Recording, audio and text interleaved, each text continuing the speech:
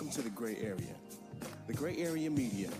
We've obligated ourselves to be the voice for all communities, speaking on topics that include community, religion, education, politics, technology, sports, health, and wellness. The Gray Area Media is a platform created by longtime friends for the sole purpose of providing our communities with the ability to voice current, past, and modern-day issues. The Gray Area, in its naming significance, solely speaks to the area in which people shy away from speaking because of media-based constraints or contractual-based obligations. Well, I'm here to tell you, we don't do that here. So please, stay tuned in. We're going to go live in a few minutes. Don't forget, please add us as a friend on Facebook so that you can follow our live feed. And not only that, please add us on Twitter and Instagram at The Gray Area Media. Please visit our website at www.thegrayareamedialive.com. Thank you.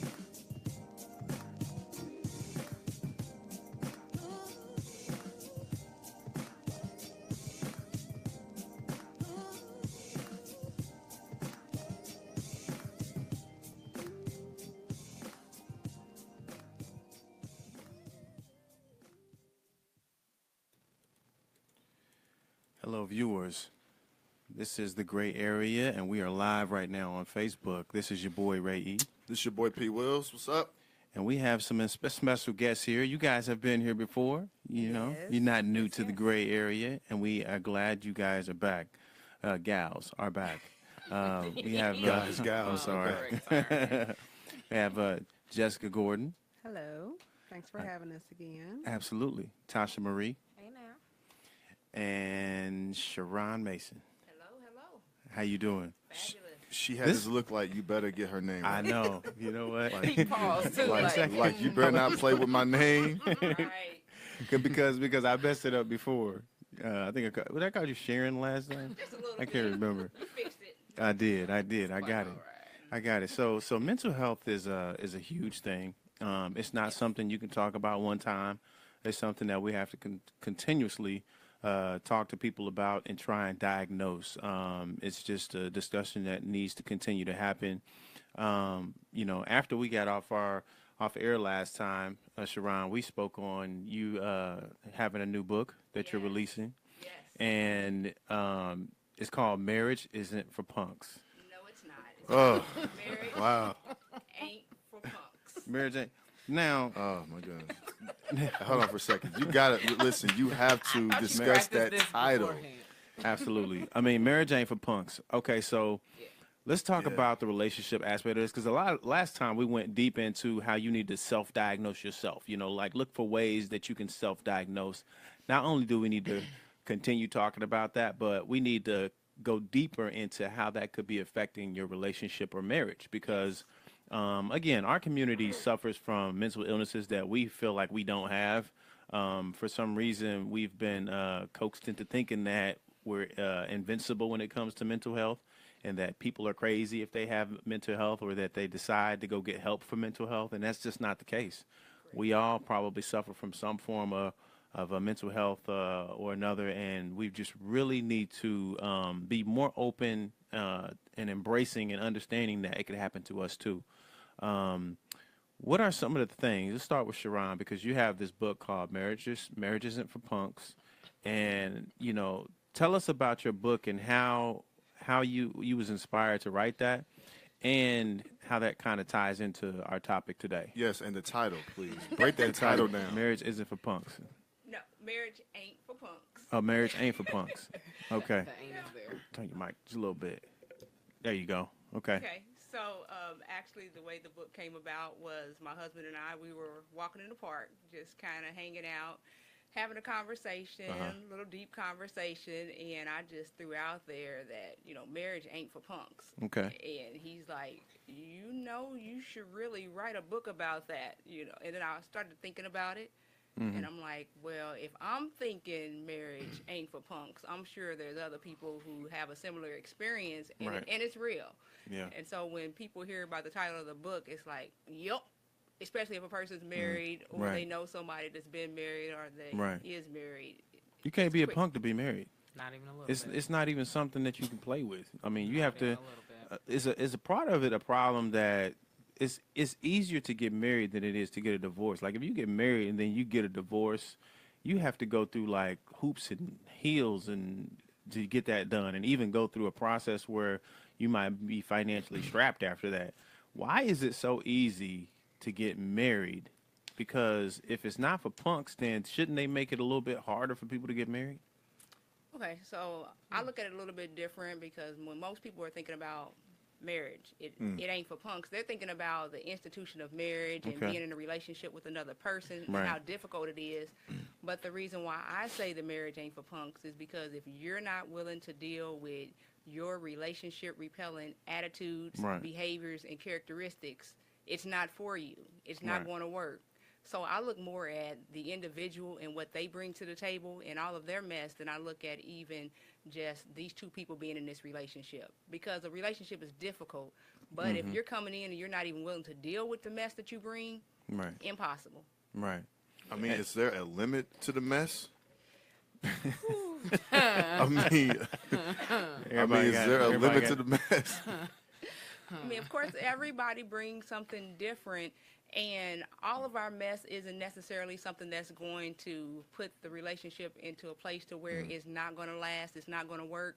But some of the mess, it's not going to work. You're going to be miserable. Your partner's going to be miserable.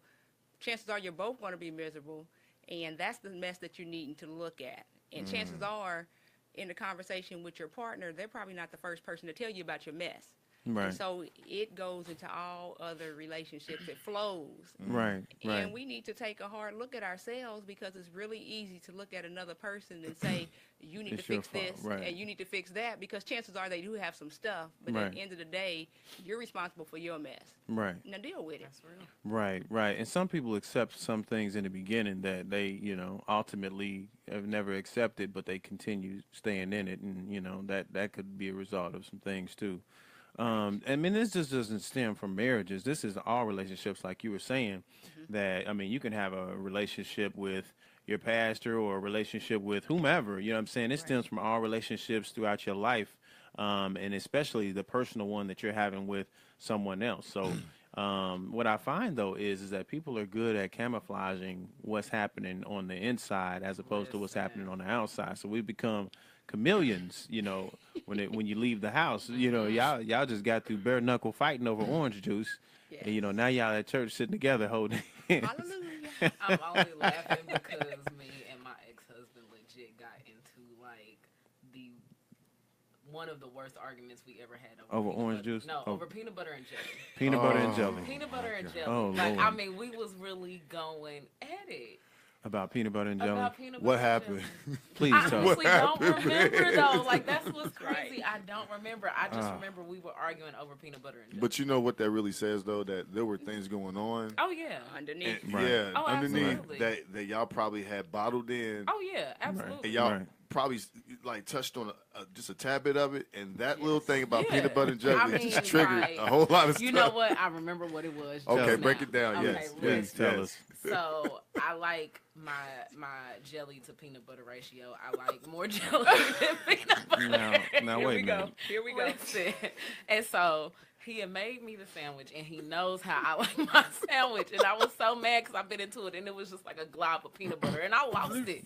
I legit lost it. I was like, "You're serious? Why you got to use a spoon to make the sandwich? Why can't you just use a knife? Because if you use the knife, Oh, man. then you would have the correct ratio." See. Hey, was it crunchy or creamy? It's smooth. I don't do smooth, crunchy. okay. See, it's little things like that. It's little things like that, because today you can laugh at it because it's like that was the stupidest It was thing so dumb. to argue over. It was so dumb. But like Pete Wills was saying, it was something under the surface. Oh, yeah. That really Absolutely. that peanut butter it just took you over the edge. Like, you know I'm what? trying This to is tell you. it. Right. Listen. You done messed my peanut butter and jelly up? It's really on. Nah, well, you really don't love me. I mean, you know how doggone bad I like the ratio of jelly to be right here and the peanut butter over here. the jelly to peanut butter ratio is very important.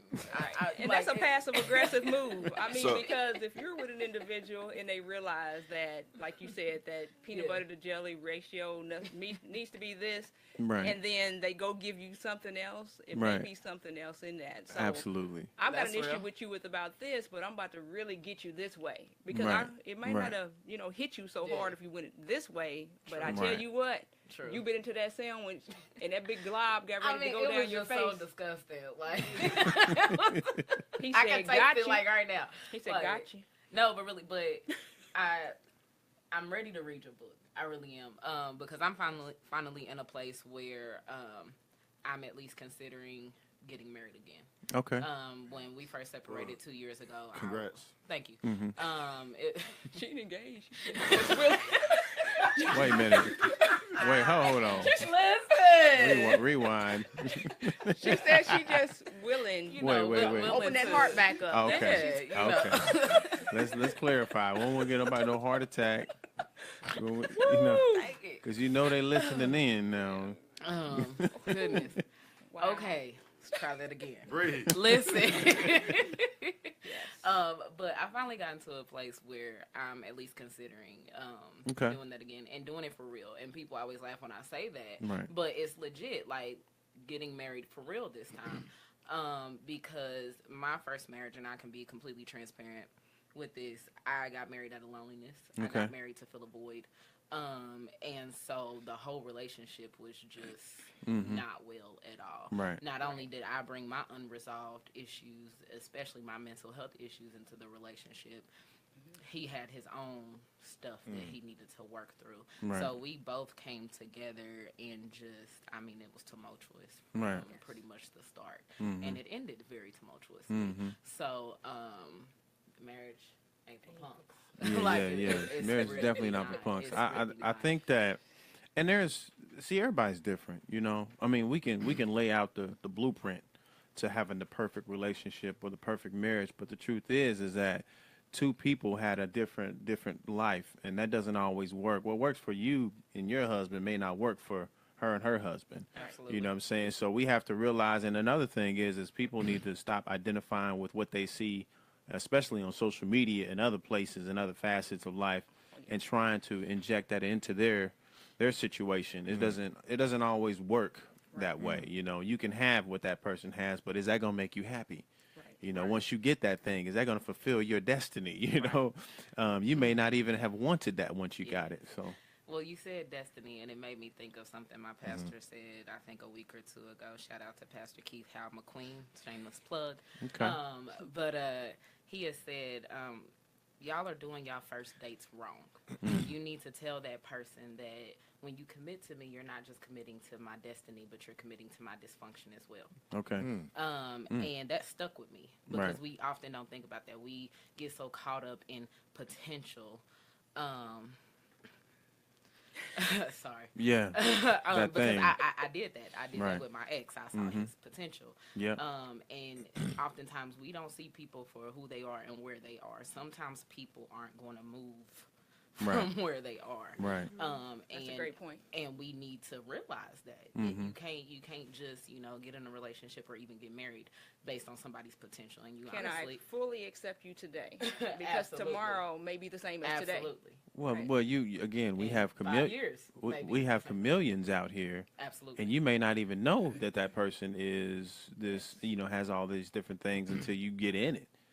So I mean, what are some steps that you can take to not only mentally diagnose yourself and to see if that you're ready, but to pre-diagnose someone else? What kind of things do you guys feel that you can do to diagnose someone before you? Because the problem is, I think, is that sometimes you just don't know what you're getting into with somebody until you put them through a situation that they've never been in before. Now I'll use this as an example. You meet a guy, and the guy is 100. He's strong, big, and then a mouse come out and then he run. You thought, what I'm saying, because he's a big guy. You know what I'm saying? You might not like it. I mean, if he run from a mouse, what else he gonna run from? You know what I'm saying? So those kind of things, like, I'll run from a mouse, but I'll whip somebody's tail too. So what are some things that people can do to pre-diagnose their spouse or partner before digging deep into that? Because oftentimes you don't realize it until it's too late. Okay. Well, go ahead, Jay. Jessica, go ahead. Okay. I just want to say that, first of all, we shouldn't be diagnosing our partners. Yes. Okay. We need to be looking at ourselves. Okay. Is the first thing. Because if you can imagine, if each partner took responsibility for themselves, then essentially we wouldn't have to diagnose the Right. other one. So That's true. essentially it's about taking responsibility for yourself. Right. Absolutely. And so to answer that, but I had something else in my mind when you Sure. talked about sort of knowing about marriage and entering into that Right. and kind of thinking. Right. One, I will never forget, there's an awesome guy named Harville Hendricks Okay. who studied a lot of psychology and relationships, Mm-hmm. but he says that we attract what we did not have in our childhood Okay. because we constantly are trying to get those needs met. So Absolutely. if you didn't Wow. have That's interesting. That's yeah, good. if you didn't have consistency in Right. childhood, then you're going to be longing for that in your adulthood. Right. And essentially, the person that you're going after, although you think that they had that, they don't have that. Because Right. there's Right. always going to be that disconnect Right. within Right. because you never got that in childhood. So essentially, the person is going to have to fill that void Right. for themselves. Right. So that's one thing. And another thing is... So, and not to cut you out, but so you're saying like some of the behaviors and things that were inconsistent in your life when you were young that were never dealt with, they carry over into your adult life, and Oh, you still absolutely. seek and search for those things. Absolutely. Yeah. So it's like we have this longing, and we continue to look for people that are going to get that, or that are going to meet that need, but essentially they never can. Right. Because the only person that could have met that need was our parents or our Right. caregiver at the time. Right. So then it falls to us taking responsibility as we get older to meet that need ourselves. Right. So that's one thing. And another thing is, if you notice that because we attract the things that we did not get, usually, if you notice that you attract a certain type of individual all the time, Okay. then I think that you need to really be real with yourself and say, okay, what's going on? I need to take a look in the mirror. Mm-hmm. And if you're still in that stage where you continue to attract toxicity in your life, Right. you know, are you really ready? You Right. know, who says is your next relationship that you're going to attract, is that going to fall into the same patterns as your other? So Right. if you are repeating the same pattern, then it's really time for you to take a step back and to really look in the mirror. Right. When you say, and when you say, I'm sorry, when you say repeating some of the same patterns, let's just say that a person doesn't know that they're repeating those patterns. Maybe they're not patterns to them. Right. You know, what, They're just habits. in what ways, and maybe I should have asked this earlier when it comes to diagnosing your partner, in what ways can someone assist in helping that person realize that maybe it's something going on with them and not be so brutal? You know what I'm saying? Like I said, you crazy. You know, that's the thing that that tends to come out when you talk to someone that may not seem normal and you're disagreeing with them, and they may have a certain pattern, like you said, that they just, you know, continue doing over and over, and it doesn't work. You know, it's going downhill. What can their partner do to not only talk to them about it, but to get them help? Well, again, I do want to emphasize, you know, that we shouldn't be diagnosing our partner. That is a self-responsibility thing. sure. But I do believe that two things. One is, and it's very simple, but it's easy to blame in that situation. Right. You did this and you did this, but to really take responsibility for self, that's a common theme here, using Right, I for statements. sure. Hey, you know, I really feel that you're shutting me down when all you do is yell, Right. you know, because it takes the blame Right. off the other person, Right. and you're essentially taking responsibility Absolutely. how you feel. So Yeah. a lot of Big. times that can just slow down the other person and stop them in their tracks Right. and say, okay, because usually they're used to getting blamed and saying, well, you should, all you do is yell, all you Right. do is this. So that's just a very simple form of Okay. communication. And then couples therapy. Right. You know, you can always recommend, hey, let's go see a therapist. Yeah. I mean, what's the first stages of that? Because like there's some people who say, well, I know everybody. You know what I'm saying? Like, how do you go out and seek somebody that you don't know that you wouldn't feel like has an impact on you mentally? You know what I'm saying? Like some people don't feel comfortable, and this is common in the black community. We don't want to go talk to pastor because pastor know 100 other people that I know. So if I tell him, who he gonna? You know what I'm saying? We suffer from that.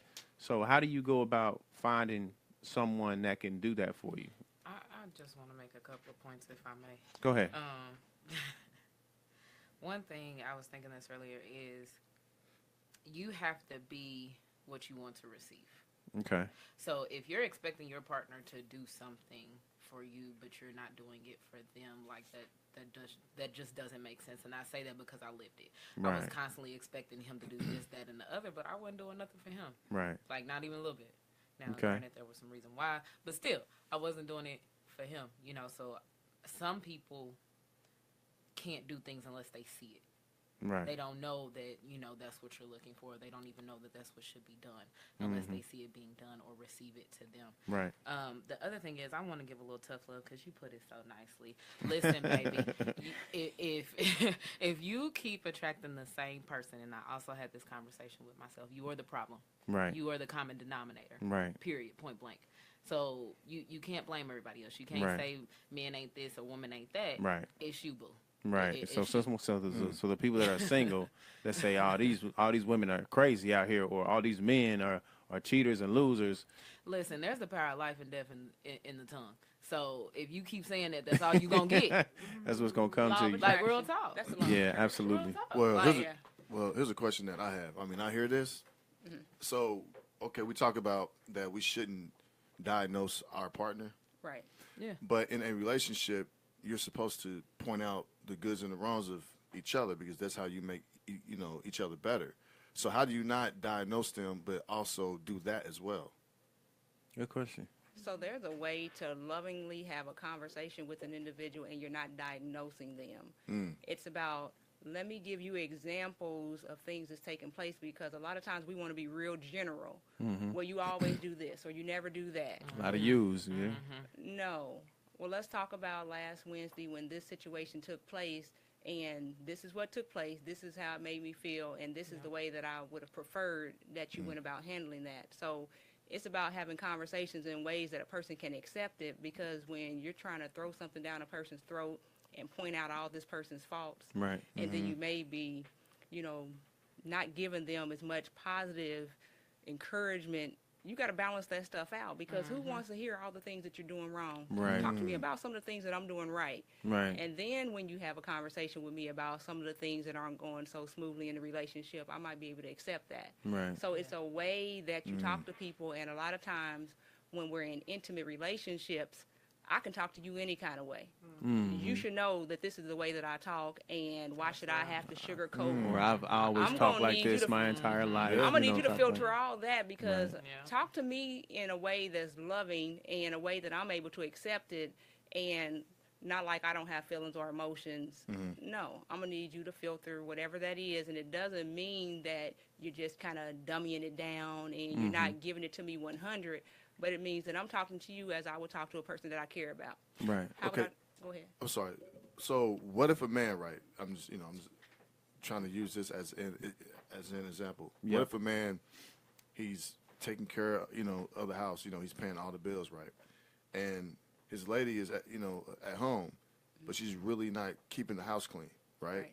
So the man talks to her, say, baby, can you do better? Okay. And then she does it for like a day or two, and then she'll go back to doing the same stuff, like not keeping it up. So then the dialogue becomes more, just a conversation, and then it turns into like an argument, because it keeps happening and happening and happening and happening. But he's doing what he should be doing, but she's not doing what she should be doing in his eyes. Right. So what's the resolution for that? Sometimes it's about realizing that we feel that we've had an agreement, but we truly haven't. And so let's say that you feel that we're in agreement that I'm going to stay home and I'm going to take care of this house, but really I have some things outside of the home that I'm really wanting to do, and I'm not all that into taking care of the house. So if that's not my gifting, that's not my talent, I want to take care of the children and I want to have a career, then let's have some real conversations. Because if I'm at home and I'm not able to take care of the household and I'm not happy and passionate about that, or I'm feeling that I'm not fulfilled, then it's going to come out in a lot of different ways. So it's about, what's really taking place. And don't be general about it. You don't have the house looking the way that I want it to look when I get home. Right. Let's be a little bit more specific about what it is, Right. and then realize that just because a person's home all day doesn't mean that they've got all the time in the world, especially if they're caring for children and other things. So you have to look at the whole picture and continue to have a conversation, and you can't come to a person in an accusatory way, because I'm shutting down. I don't know what you said after that fifth word, because I'm totally offended. Right. That communication piece is like major key, because we don't talk, we assume. Right. We assume the other person knows. We assume the other person understands. We just assume. And when things aren't done how we feel they should be done, now we are they not done like mama would do it. That's half the issue. Right. We've got this standard that we're wanting the person to live up to. And the house may be kept, but it just may not be kept the way that your mother would have kept it, or the way that you've seen this person keep it on television, whatever the case may be. And so it may be a matter of standards and expectations, and that were never set in place. well, even if they're set, I may not be in agreement, so that may have been your expectation, but who's to say that I have to live up to that? Right. So let's have some conversation. Right. Right. That's good dialogue. And you mentioned something, about if the woman is home and she's taking care of the kids, but yet she want to do things outside. So let's say if the man gets the kids and he can keep the house clean still, like work all the time and still get the kids and keep the house clean, but when she has the kids, she's not doing that. Y'all two different people, though. Like, I mean, that's real. Like, y'all two different people. Like you may be able to multitask with 6 different things. She maybe can handle like 2. So I mean, that conversation piece And is the thing so is, important. when you have the children, then they're probably, you got that voice, you got that tone, so it may be a different relationship even with the children. They may not tear up the house with you, whereas with mom, That's a good point. I'm about to tear this all up, and then you walk in and you like, well, what? Right. That's Because real. they know, and then children read off of parents or whoever's taking care of them, so they know. I don't want you to focus on my stuff. I'm about to set this off. Watch this. Right. That's And real. Right. And sometimes they orchestrate some things, and you're thinking, now here we are against each other, and if we're operating as a team, that should never come across to the children differently. Right. But a lot of right. times we allow our children to see things that they really shouldn't see. Right, real. you're right. That's really another that's another thing that I want to ask you guys in regards to mental health and relationships and marriages when there's kids involved. How do you mask something like, let's just say that something's going on with your partner, and no matter what you do to try to mask it, the kids still see it. What do you do? Well, the problem is masking it. Okay. I feel like that's just my personal opinion. I'm not saying you got to let your kids be like in the middle of it, but if you are masking it not only from them but also between each other, so y'all not even talking about it, y'all not addressing it, whatever, that's usually where the problems come in. Right. Now, if y'all are talking about it and there's still some toxic energy,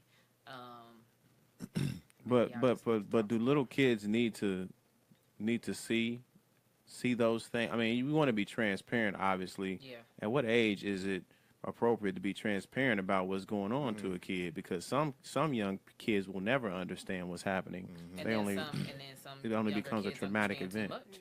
I think that I believe in transparency at a child appropriate age. Okay. So you can even be transparent with a 3-year-old and a 10-year-old, but it's just all in your delivery. Okay. It has to be child appropriate. So I don't know if it's maybe around parents fighting. Right. You're going to have a more in-depth conversation with a 10-year-old versus a 3-year-old. It's going to be very simple. Like, people get sad and people will cry sometimes. Very Right. simple. Can I speak on that though? Because sometimes we underestimate kids. Just because they're 3, don't think that they're not understanding. Right, right, for sure. Because my nephews, man, they come to me and I'm like, what did you just say? Like 6 years old. Like they understand. They've been like that since they were like 2 and 3 and whatever. But you have to know your child. There you go. That's the point right there. Yeah, Right. You know have who to you're dealing with. You have to know your child. You know what your kid can retain Exactly. and not and retain. So sometimes I feel like parents, I won't speak for parents, but from what I've observed, because I'm not a parent, but from what I have observed, some parents know the level that their child is at and then downplay it. Right. And that creates a whole other type of issue. For sure. If your kid's asking questions about it, that's something that you should explain to them then. That's what my thoughts was. If they ask about it, then you should be obligated and transparent about what's going on. Yeah, but you have in to, a way like what you were saying. Yeah. So. Yeah. And not only if they've asked about it, but if you know that they've seen things, because a lot of times, you know, speaking on mental illness, if there's someone in the house that has a mental illness and it's not treated and it's manifesting in various ways, that's conversation to have with the child, because it can be very confusing. And what's taking place here, is this normal? And a lot of times we think that, oh, this must be normal because this is what I've experienced. And then we go on and we start to display some of these things, not realizing that that really wasn't the normal way, and that's not what's supposed to take place. So it's having those age-appropriate conversations to let them know that, you know, hey, this is what dad's going through. You know, this is what grandma's going through. This is what mom's going through. And these are some ways that we're going to make sure that you stay healthy. These are some ways that we're going to make sure that the situation stays healthy and we have our boundaries, because even though a person may have a mental illness, we have to be mindful and careful how it affects everyone else. Right. Because now you look up, everybody in the house is displaying various symptoms because of being in the situation and trying to cope with the situation. Right. Which is how a lot of, when you talk about, you know, mental health issues appearing, you know, a lot of times it starts in childhood, and that secrets keep us sick. Kind of like what Sharon was saying, if you're trying to be secretive around your kids, or you know that they've seen things or they have questions and you downplay that and you don't address that, then that can really turn into a mental health issue, even if it's extreme depression or anxiety.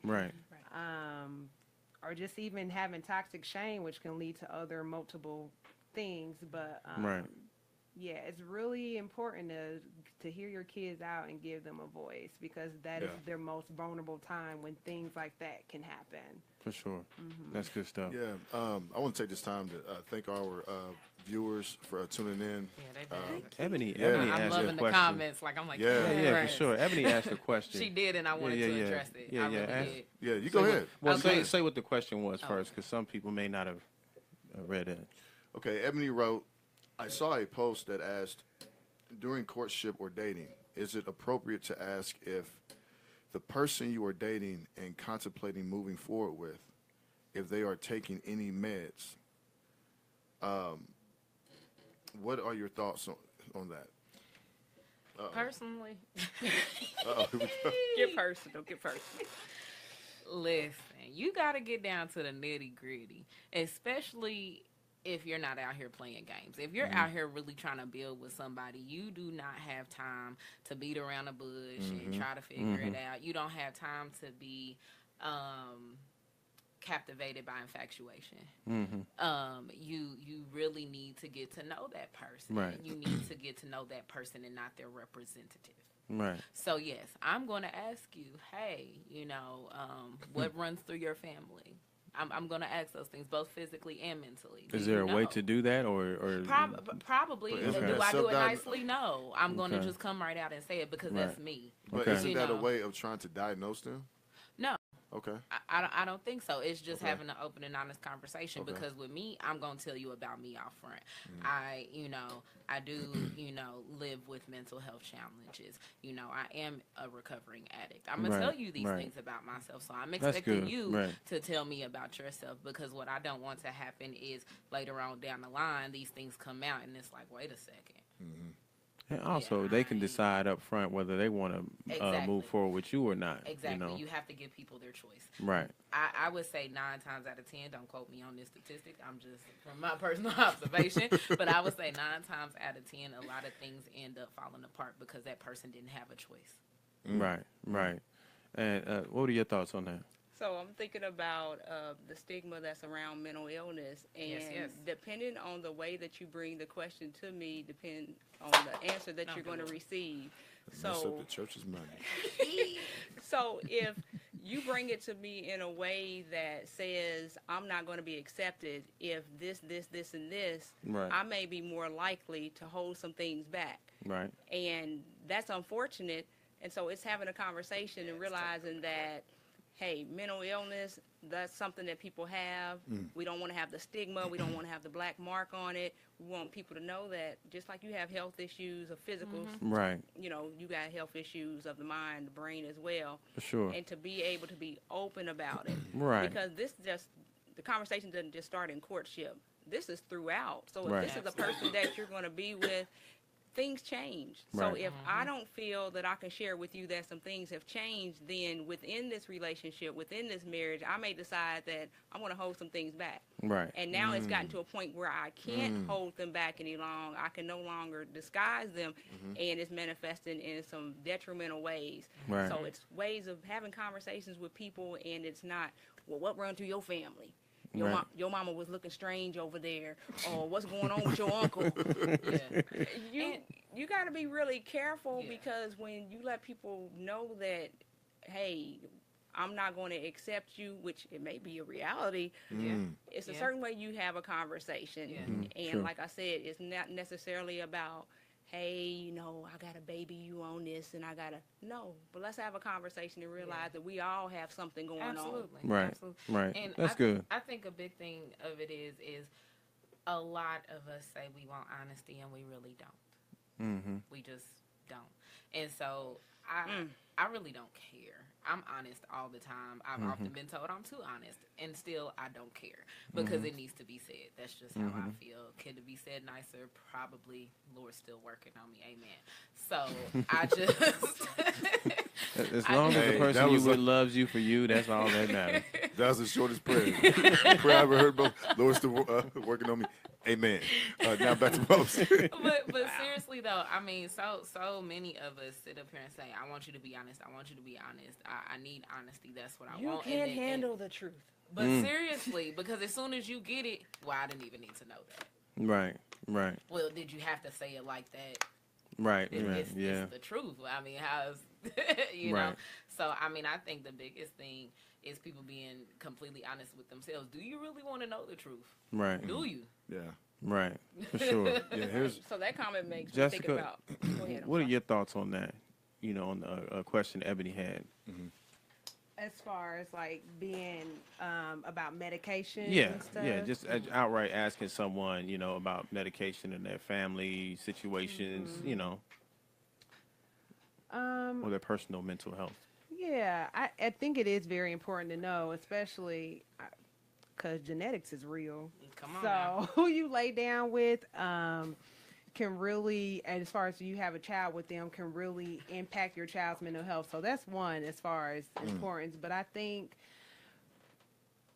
don't think it's should be looked at as this like big stigmatizing deal. Right. I think it should just be a part of a conversation as far as getting to know people in general. Right. Because when I'm trying to get to know someone, you know, I kind of want to know a whole gamut of things, like even like Sure. where's your credit at? And Right, not that I'm right, coming out the right, first right, day right. and I'm like, so, and I'm Things like, that are really? important. Maybe that's Hey, why hey, I'm coming out the first single. day. That's why I was like, what is your credit score? But to have a conversation and That's including important. all of that, I don't think it's something that should looked at as being standalone, like, and it's this stigmatizing thing. I think it Sure. should just be a part of the general That's right. conversation. Okay. yeah. I'm going to good. write. I'm going Yeah. to write a book. Ladies, what is your credit score? What? Oh my goodness. Oh, he's a bad. Next question. Yeah. Okay. Okay. Here, another of viewer wrote. I guess in relation to what I was, asking. What should a person do when you feel burnt out because a person is feeding a child with one hand teaching another child and having dinner at the same time you are feeding yourself? Is she using that as an analogy, or she's really? I guess. It's a question. Like- I mean, that's real life. I've seen that. Yeah. I've witnessed that. So what should so I guess she's asking what should she do in that situation? Like she's doing everything in the house, I guess, or like trying to, and she's taking care trying of to the avoid kids. burnout. Yeah. Yeah, yeah. So, would and this is just my opinion, should she take time out to really gather herself? Because I mean, it seems like if you burnt out, then you probably want to take a break and then get back to it, without affecting the process. How do you do that? Self-care is essential. Pull in the village. Yeah. Now it's time to pull in your village Absolutely. and use them at those key moments. Sometimes we burn out our village, and so if we're having the village to come and help, during times that really we can take care of things ourselves, then Sure. the village is burnt out just like we are. But hey, I'm kind of needing a break. I'm needing a break here, Right. and sometimes we need to be someone else's village. So I'm going to help you out. I trust you, you trust me, and you're going to help me out, and let's see how we can make this work so that, like you said, we can have the self-care. We Right. can have the days that we're able to hang out, with our girls or whatever the case may be. But the reality is, let's say I have, 3 kids, 4 kids, whatever the case may be, that's probably not going to be easy. And sometimes we're expecting things to be easy or different than the reality is. Right. I mean, I raised 1. That wasn't easy, so I can't even imagine raising 3, Right. or 4 children. I don't But have any, so Jesus. right. I mean, so let's see how we can pull our team together and Right. develop a team, grow a team, what that might look like, Right. and how we can help each other out in that sense. But, Okay. but there are going to be days when you're going to have to do exactly what she's doing. Right. And that's a big thing. I know last time we spoke about the village piece, and someone has said, well, it's hard to trust and things of that nature. But having a village is just imperative to us being well. Yeah. Like holistically well. I don't just mean, physical, mental. Having but someone you can rely on. I mean, seriously, yeah. I can say that even really just since the last time I was here, my village has expanded and it has grown in such a great way that I have like this abundance of support around me Right. now. And so my recovery doesn't seem as daunting. It just, the village makes all the difference. It really Right. does. And I think Right. Tasha makes a good point too, because I feel there are some people out here who technically don't have a lot of support. Right. I've I seen was one of people who had zero support. But I think Tasha makes a really good point in that we can create our village. That's right. Even if it's even from the person that seems like they don't have any support or where am I going to get this support from, you can create your village. Right. She's Right. I mean, So I how do think you? proof that it can So be how do done. you create that village? Because you still have to be careful of people who you who let aren't in, yeah. shouldn't be a part of that village. Oh, absolutely. So how do you create a village? For me, I trust my instincts. Okay. I trust people's vibes. A lot of people don't really pay attention to that sort of thing until it's too late. Like, dang, something didn't feel right when I Right. first met them. No, I pay attention to how you make me feel because Right. that's legit, you know. Right. And if you have a really good energy about you, if I just love your spirit, like, I may try to, welcome you into the village, and then it may not pan out, and then you just scoot on right out. Right. But for me, it's just it kind of just happened because I had a village that I wasn't utilizing. That was the one thing, and I think that's a lot of us. We have a village and we're just not using them. Right. So I had a village that I wasn't utilizing, and then from that, I kept meeting people who happened to be connected to the village I Right. already had. So it just kept expanding. Right. Like even these two, I met them on separate occasions, and they just so happen to know each other. So Right. I mean, it just like Right. that's just how it's kind of been the last couple of months. But I think the biggest place to start is recognizing within yourself what you're doing to drive people away. That was a big thing for me. Right. I was driving the right people away and keeping the wrong people around me. Right. Before you create a village, you have to be Yeah. self-aware Oh, absolutely. in some aspect. Self-awareness, self-reflection. So all that of you're not is creating very, yes very- people and people Yeah. that like indulge on who you are. Absolutely, Right. because Make I that had, acceptable. Foolishness, yeah. absolutely, Right. because I had a lot of enabling people around me initially that Right. kept me, addicted, that kept me, Right. mentally, Yeah. unwell. So Misery I- loves company. Absolutely. Yeah. And so I had to, first see like, okay, look, what do I need to do? What do I need in order to get better? Right. These people that are around me, they're not helping me get to that point. And just to piggyback off what she said, we're all three big believers in the law of attraction and talk about Absolutely. it often. But Absolutely. with Yeah. her having an intent to get a village, because it sounded like Yeah. at some point it's like, you know what, I need to kind of rally Yeah. some people around me. So she Putting had that an, into the universe. right. She Yeah. had an Absolutely. intent, Right. and then it Yeah. came. So if you're like, Absolutely. I can't trust nobody, I can't build no Then that's what village, you're going to get. then Right. you're gonna continue to get that. Yeah. But Right. she had an intent to rally people around her that supported her, and that's Right. what she. And it's crazy because I just met her not too long ago, and I've seen her growth, and I've seen how Yes. many people Yeah. she That's beautiful, like man. is the Yeah, right people absolutely. like coming around. So Yeah, it's I mean, just even since awesome. she went on the show, I mean, Yeah. watching the shares and the Yeah. feeds and stuff, Yeah. like, wow, this is amazing. Yes. And you have an event coming up. Yes. Yeah. yes. Yeah, man. Come Please through. touch about on it. that. Come Yeah. through. Yes, so don't sleep. Shout out to my team. But yes, don't sleep. We are putting on an event August 13th at the MLK Center off of 40th and Illinois. Okay. And it is called Revitalizing the Village. So that was just a perfect segue.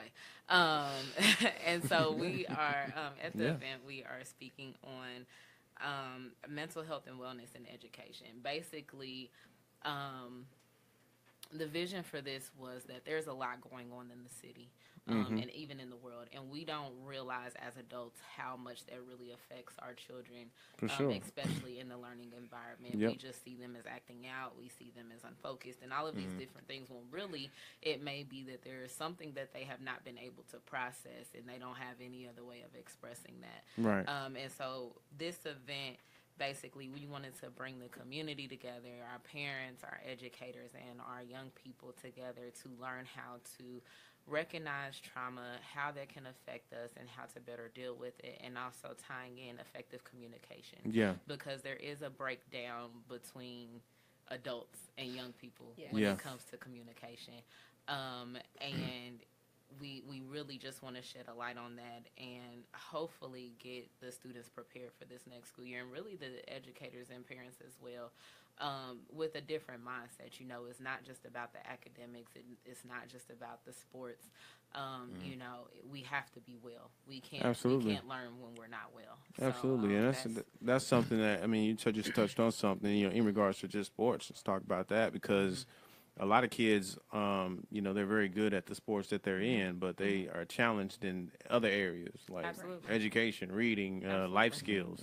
And And I mean, a lot of times we will think that there is not an issue, Right. because they are doing well academically Right. and athletically, or one or the other, Right. not realizing that they're just channeling what they're really going through into that. And unfortunately, not all children have that option, or see that as an option. They act Right. out another way, so they're in the streets, they're doing other things. And so we really just need to be able to learn how to recognize when there really is an issue Right. at hand, and learning how to deal with that, and not just, place blame, not condemn them, but really just help them and nurture them. So, Right. Again, it's revitalizing that village, because I believe that if you spend any extended period of time with a child, you're a part of their village. Right. And a lot of times, and I'm going to specifically speak about educators, they feel like their job is to teach and that's it. And that's so far from the truth. The child Right. spends more time with you than they do at home. Right. There's a and lot of good so- teachers out there, but there are also Yeah. teachers out there that just go Yeah. for the paycheck. Absolutely. Oh, and yeah, all so, day. And so it's imperative that our educators understand that sometimes you're the only support that child is going to get. So Right. it can't just stop at you giving them their lesson for the day. Right. So that's really what the whole event is about. Awesome. Again, that's August 13th, 1 to 3:30 Absolutely. at the MLK Shout out to Don't Sleep. Center. Yes, Making shout moves out in to the my city. team. For Yes. out. sure. Absolutely. In regards to like the marriages and relationships, I think that again as a community we have to get out of this stigma of thinking that if we talk to somebody, uh, either something's wrong with us or afraid that someone's going to think of us differently. You do a great job at being transparent about not only your Thank you. past, but you continuing to be that way, and it feels good, don't it? It To just feels be amazing. free It of all is that. the most liberating thing that I could have ever done. Yeah. I honestly, it's amazing how much this has helped me to like me as a person. Right. Because I realized that despite everything that I've been through, everything that I've done, said, or whatever, I am this great individual. And that Right. used to be very hard for me to say. Right. Thank you. Yeah. Because Yeah. I mean, That's what I'm like I talking said, about. I have a lot of great support around me, and they're all the time like, Tasha, you really are like great. You're so dope, and these things of Right. that nature. And I'll just be like, okay. But now I'm really just looking at myself, and it's like, yo, like a lot of people would have, not made it Yeah. at various points Right. in my life. They would have made it. I almost didn't make it. So the fact that I'm still standing 10 toes down, like, all glory be to God. I mean, I'm here for a reason, and I'm here to Absolutely. live that out. Right. So, That's awesome. It's just so great. thank That's you. powerful, man. Yeah. Very you. powerful. I mean, and keep being transparent. Absolutely. That just shows you, like the self love that you get, Right. knowing that you free. You know what I'm saying? Oh, Mentally yeah. free, and can be yourself. Which a lot of people have a hard time being in relationships and marriages. They oftentimes have to take the role of someone that they're not. But I can say that if there's got to be some positives to changing the person that you used to be, right? Oh, absolutely. Some people, Yeah. can say, well, I don't want to change who I am. Before I was in this or before I was that, I was this way and that way. If that's ill rotten on a relationship mentally for someone else, what do you guys recommend for someone to encounter someone who just has this position of this is how I've always been and you just need to accept me? How do you encounter or talk to someone who holds that position? At that point, you have a choice because it's the truth. I mean, if that's the way that the person has been and they don't see a reason to change, Right. then they may decide, I'm not going to change. Right. And that, If they decide that's your decision. If they're not going to change. yeah, that Right. may be the decision. The one thing that I know is I'm a Christian, and I know that I've got the Holy Spirit in me. My husband's got the Holy Spirit in him. So I say some prayers. He may find himself changing and not even realizing that it's that Holy Spirit within him. So Right. that works for me. That's great. And realizing, oh, you don't think you're going to change? Watch this. Right. Right. For sure. We don't even need to have any more conversations because there's some things that if I could change, I would. You've got some people who are hurting really bad. Right. I want to change this. I don't want to be this way. Right. And they may get to the point where, okay, I'm going to accept this because I've been trying to change for the last 35, 40 years. Right. It hasn't worked. Accept me because Right. I'm going to kind of lose my mind if I don't accept myself.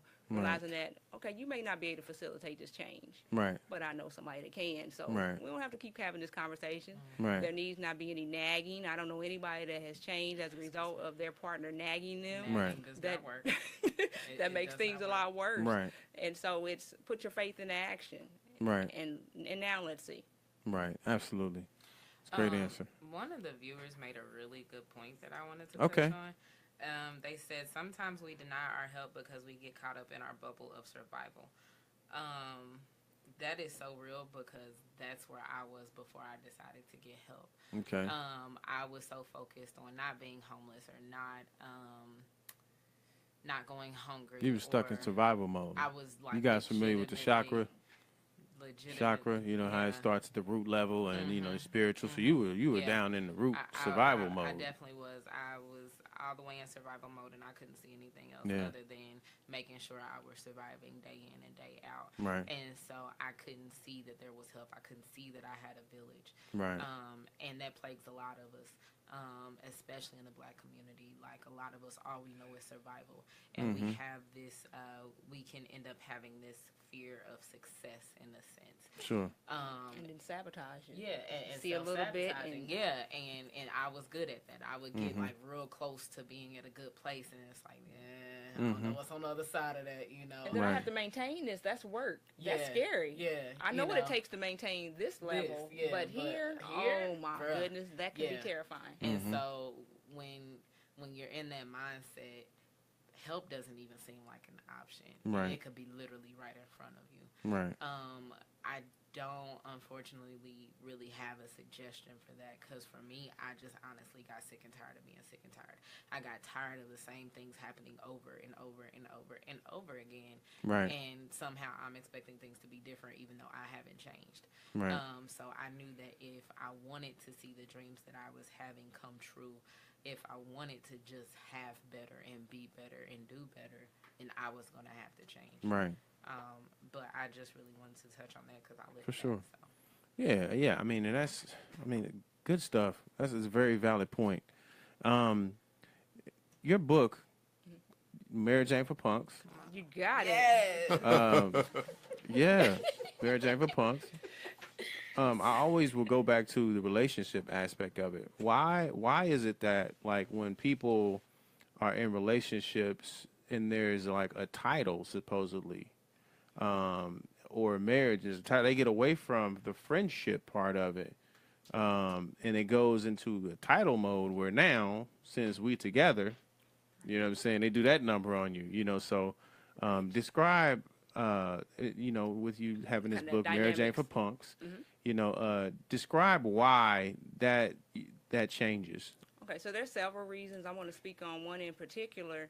Sometimes it was very difficult to live up to a certain standard. You know, I've been giving it 120%. I've been sacrificing, and now that I believe I've got you, now I want to relax a little bit because this has been so much work. Right. And you should know that I love you. You Right. should know this. You should know that. We shouldn't have to go out. We shouldn't have to have so much fun. We should be able to kind of just chill at the house. Or you should know, you know, I shouldn't have to keep telling you that I love you or show you this way or give you gifts or do nice things for you, because you should know. Because I did all those things in the beginning, and some people are kind of tired. So Right. realizing that what you did to get them, you really need to do to keep them. Yep. You know, Right. we've all heard Yep. that, but a lot of people, they don't ascribe to that. I'm going to do just enough to get you, and now that I got you, now I'm Right. going to relax and I'm going to Exactly. chill. And then we start taking people for granted, but that's not only within our intimate relationships, that's in our families as well. Right. We take those people for granted that are closest to us because it's like, you got to stay with me. You have to be connected with me. Right. You know, our faith says that you can't leave. You know, Right. we've given these vows, not realizing that the same that this person gave vows unto you, you did the same unto them. And now let's give each other 150%, because most people want to give 50%, but 50% and 50%, that's not 100. 100 Right. and 100 is 100. Right. Exactly. Yeah. And also there's some. Oh, did you guys want to reply to that question? Yeah, Pinto's over here. Let's go. What's your rebuttal? What was What's the happening? question again? The question was in regards to, you know, people having like they're changing their mentality once they got you. I think that has an effect on some people's mentality because, you know, it happens to both men and women, but you get with somebody and, you know, y'all are all in love and stuff. And as soon as it's like we're official, they change into the devil. You like, wait a minute. You know what I'm saying? Like, now you mine. Now we got to, you know, because you mine, you can't do this. You can't hang out with so-and-so. All these rules come in. Yeah. So why do you think that happens? And Sharon did a really good job at explaining that. But why, from your perspective, why do you think that happens? And why do people, if they do, need to get away from that if it affects the relationship? Not to get away from the relationship, but get away from that mentality. Well, what's coming to mind for me is I'm sort of in agreement with Sharon. Like, people just kind of relax Right. when they get to that stage. They just want to kind of take a back seat. But it ain't for punks, It's not right? for punks. It ain't for punks. It's not the. So you got to kind of keep it up. You gotta a lace little up bit. them bootstraps. Like if you met a guy and you wore like lipstick and had all bam bam bam, and y'all get together and all that go away. You like, why? I mean, we together now. Why I got to do all that? Yeah. It's like, that's the same thing, though. is someone obligated to continue doing that if that's how they got him? Like, I feel like, because okay, I would say two things. So in my previous relationship, my marriage, that's exactly what happened. okay, He a little bit. Okay. Hey. See, I'm afraid of being too loud. You good?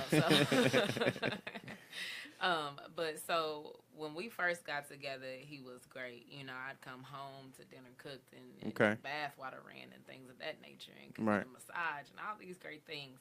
And then we got married, and bruh kicked his heels up and like just was playing the Xbox all day. So it was like, what just happened? Right. Like, right. where'd he go? Yeah.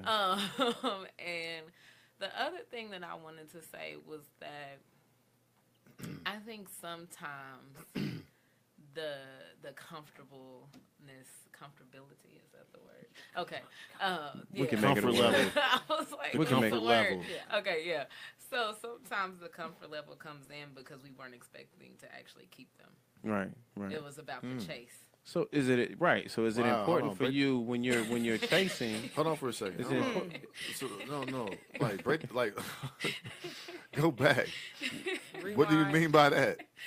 So sometimes people legitimately live for the chase. Like that's all that they want. Like they just want to be able To say to that have, they got them. Yeah, you know what I'm saying? Uh-huh. And then they get them and they like, crap. I That's didn't horrible. I didn't expect it to actually get you. I didn't expect it. That's I a didn't bad game. I know, right? But I've seen it time and time again. It's like they love that chase aspect. They Right. loved, they wanted to send you flowers and they wanted to do all of that Right. because they Yeah, was some just trying players to out there. see. Yeah, they was Yeah. just trying to see if they could get you, and then they get you, and it's like, oh wait.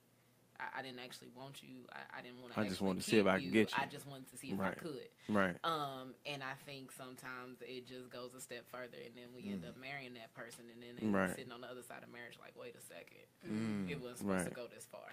Is that a reason why people should like? This is just my perspective, because I think that men and women have two different versions of "we together now."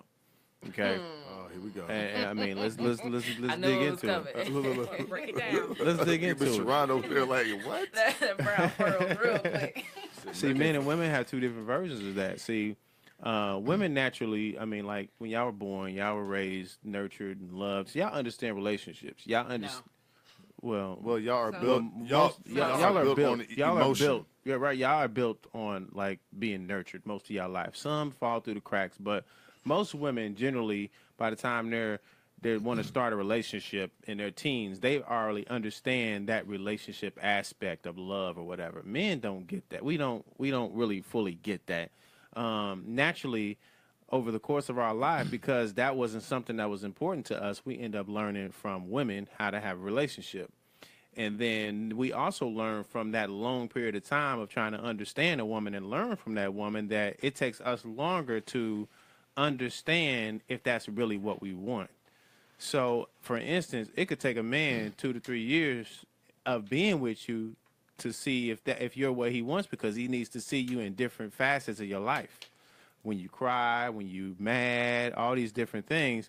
Women, y'all see so much potential in guys, from the jump. That could be I'm trying to That tell could- you, I'm that could over be- it. I don't care. that Why? could be. Well, Why? hold on. Well, hold on. I I'm would just. a grown man. I mean, he a teenager. I Yeah, mean, but you're a we ain't grown into man. that, Yeah, but yeah, a yeah, grown yeah. man, you should have men. 40 years old. Absolutely. Talk about, Absolutely. You got Put all my potential. potential. No, but really. But Like see, 40 years old. put yourself in these shoes, right? You found that guy that you feel like has potential. Like y'all are the best at seeing potential. That potential may not be there Gotcha. right away, but y'all are the best at seeing what that person, that man could be before he even does. The problem is that man isn't ready to fulfill that potential because he's still waiting to see you in different facets of your life. So when I say that men and women see it from two different perspectives, we are like the most patient creatures on earth when it comes to if this is gonna be somebody I want to be with for the rest of my life. Some people be with somebody 10 years and still haven't decided because they're still trying to figure that person out. You know, now you can decide whether you want to wait around for that, but ultimately, if that person hasn't made that decision, you can't fault them for that because something hasn't clicked in their head that says that that's the step they need to take. You can't force them into that. But I can say that most women do see the potential in men, regardless of if they see it or not, and that's the beauty of it. So men just have to figure out how to recognize their own potential, or a woman has to help him pull it out, you know. Black women are good for that. I can say black women can pull your potential out. Now, some dudes become intimidated or back down, and that becomes a feature like, and I say we learn from women because we do. Like, even if y'all yell at us or you decide you don't want to be with us no more, that's a learning tool for us. So if you completely say you done with a guy, I mean, like, he's really like in his mind, like, damn, what I really do? She really done. You know what I'm saying? Because he used to you getting you back.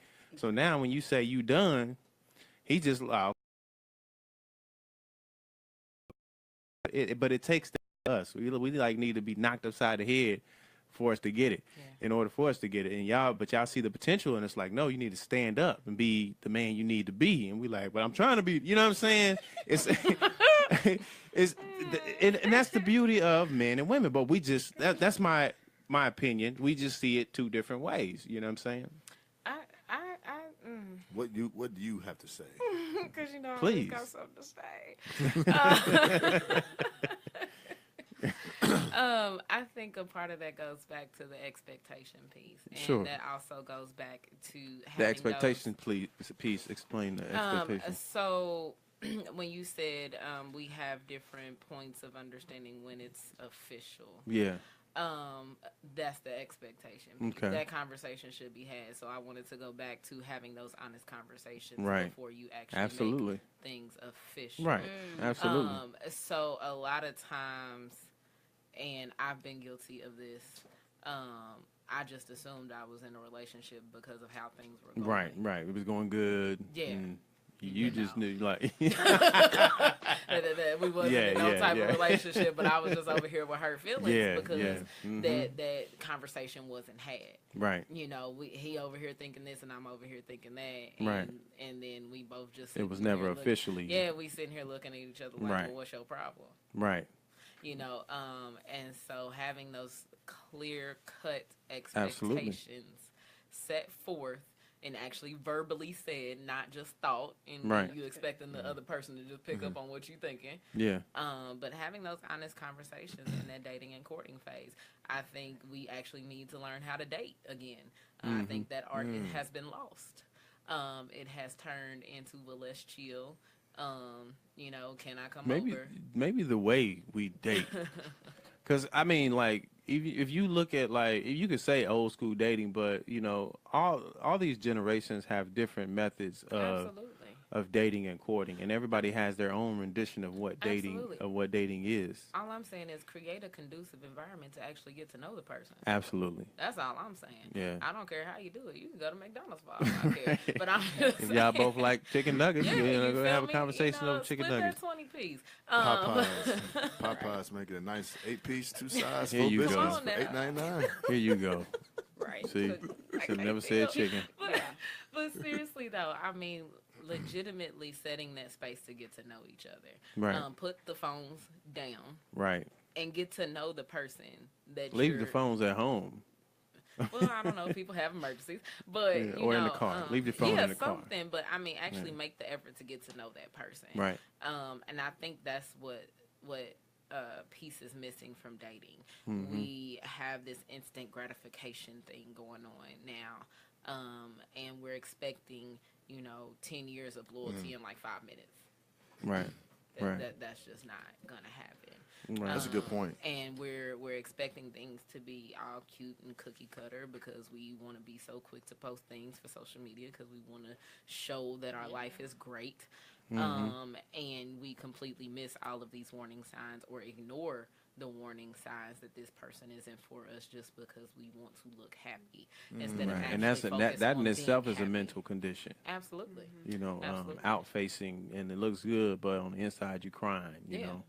And this is why I'm so passionate about developing that relationship with self first. Because Right. as I talked about earlier, you know, with the law of attraction, just knowing what we attract in our lives, nothing that we attract is by coincidence. Right. So even if it's Right. It's the hand. yeah, I talk with my hand. So Yeah. even if it's, you know, the guy or the woman that you are getting, it's not a coincidence even with the people that you're going on dates with. Yeah. So it really is, you know, what energy are you holding? What are you putting out? How does your relationship with self look like? Right. Because that's going to determine who's going to come into your life. Right.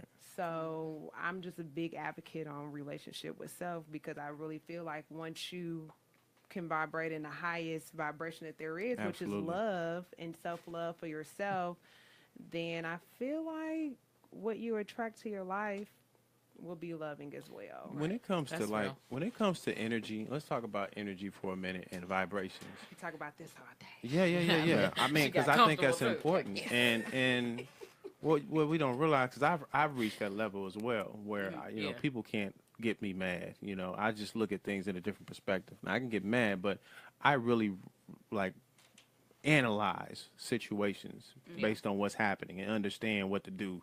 So when it comes to energy and vibrations, and we talk about mental health, is a lot of this just understanding your level? We you know, I understand the chakra and the levels of the chakra. Is as simple as understanding where you are in your root level She and ready. getting there, or because some people will look at you like that's crazy talk. Energy. I don't see no energy. You know, God. Ain't nobody talk to me. You know, like you can have those people who just really can't manifest that because they're realists. They need to see it or hear it or feel it to think that it's something for real. How do you get someone to understand energy and vibrations and how that can ultimately help them and heal them out of this, you know, the dark place? Well, actually, currently That's I'm good. in the middle of writing a curriculum to present a workshop on toxic shame because it is the most poisonous emotion that sort of stems from addictions and all these other mental health issues. Once you keep taking out the layers, Right. it usually the core is usually toxic shame. Okay. So I'm really big on that, but sort of in this curriculum that I'm developing, I talk about the law of attraction, but personally I feel like because if you're not dealing with your mental health or your shame or whatever your mess or your trash is, Right. then you're gonna you're gonna already have those blocks before you can even practice the law of attraction or look into energy or vibrations. Right. So you need to deal with your mess, take out your trash first, and then you can simultaneously begin to look into more of energy. But in my opinion, When you just say take can't- out your trash, you need to like cope with what is mentally going on with you, and then to raise your levels and to get more intimate with energies and vibration, you need to do some research and start reading up on it. right. Is it important to do that before you tell a person who is considered crazy, and they just start reading up on it? Is that a toxic Right. combination? That's what I'm saying. You need to be able to take out your trash first to make room Right. for this new energy. Because Right. if you're just diving straight into the energy talk, then you Right. already have blocks. What chakra are you on? Yeah, you already have subconscious blocks within that it's only going to travel so far within. So that's why Right. you need to clean up first Right. and then start, practicing the law of attraction, looking more into energy Right. and vibration. Because I see that all the time. I see some people who haven't necessarily coped with that, but they agree with like energy and laws of attraction, or they agree with like flat Earth, or whatever they decide to jump into. They go in like full on, so it makes them seem loony, because they get too deep into it, and it's like that's not what it's supposed to be used for. I understand what they're trying to say, but that's not what it's used for. Like it's really something that's hard to explain because you personally have to reach that level yourself to understand it. So it's always going to be hard to explain to someone. So I mean, you're right. You know, someone has to mentally check themselves and mentally deal with the things that's going internally, because I feel like if you dive right into this energy thing or this vibration or whatever it is that you start believing, it could make you crazy. And some people end up dying because of that. And one guy who was I forget his name, but I mean it was like live. He was you remember the guy that it was police shootings? He went to war with some police in Dallas or whatever. Oh yeah. He was one of those people that had some mental things going on, and you know when they found out he was taking medications and all these things, and black people, we like that dude. Now he's crazy because So they say. right. Well, yeah. I mean, so what I'm saying is, it's like there's some things that's happening that was unchecked, and those people who believe in a certain thing, that could be blown up into something that they really turn into like war against the world. And you know, and then nobody makes sense to them. You know, it only makes sense to understand what they understand. You know, so to me, that's an example of that manifesting itself. You know, through the wrong energy. You know, you find that good energy and you see how it works, and then you turn it into something else. You know, and it It's like becomes if we something have else. like a driveway full of like, you know, old cars. We can't go buy a new car and put it in our driveway. We Yeah. gotta clear out the old car so we can make a room for the new car. So Right. That's a good way to put it. I just want to speak on that latching on to something Sure. piece. That is legitimately a form of addiction, and people don't Right. realize that. You can be Okay. addicted to any Anything. substance, thing, person, legitimately anything. You can be Right. addicted to it if you're trying to fill a void, if you feel like you need it to regulate yourself, you can't, you know, start your day or end your day without it. That is a form of addiction. And so when you have not dealt with Even if it doesn't affect anybody else, or you know, because I just actually read that an addiction is anything that alters your mind to be distracted. yes. right. Yes. Wow. So I mean, I've had a variety of addictions. I can admit that. My biggest one was alcohol, and that's what I'm in recovery Oh, for okay. now. Okay. And so my other big one was sex, and I want to touch on that just a little bit because we Okay. don't want to like admit that. For sure. But when I had, you know, people around me that were like, oh, I just need it, and Right, and it was right. just like we like sex. No, we were addicted, and I Right. can say that I was addicted to Right. sex. I felt like I needed it all day, every single day. That's a problem.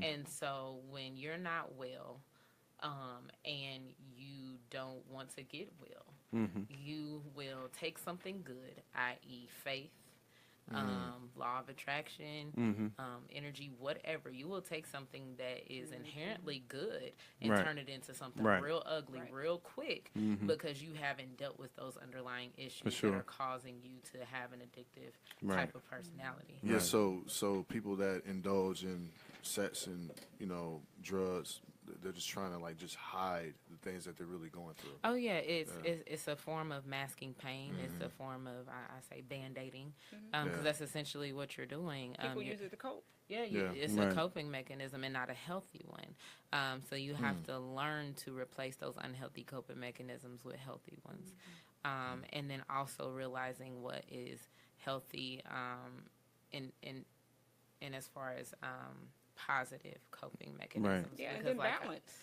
that's Yeah. what I was trying to get to. Because, like I said, you can lose yourself in just about anything. And I just went through that at the beginning of recovery.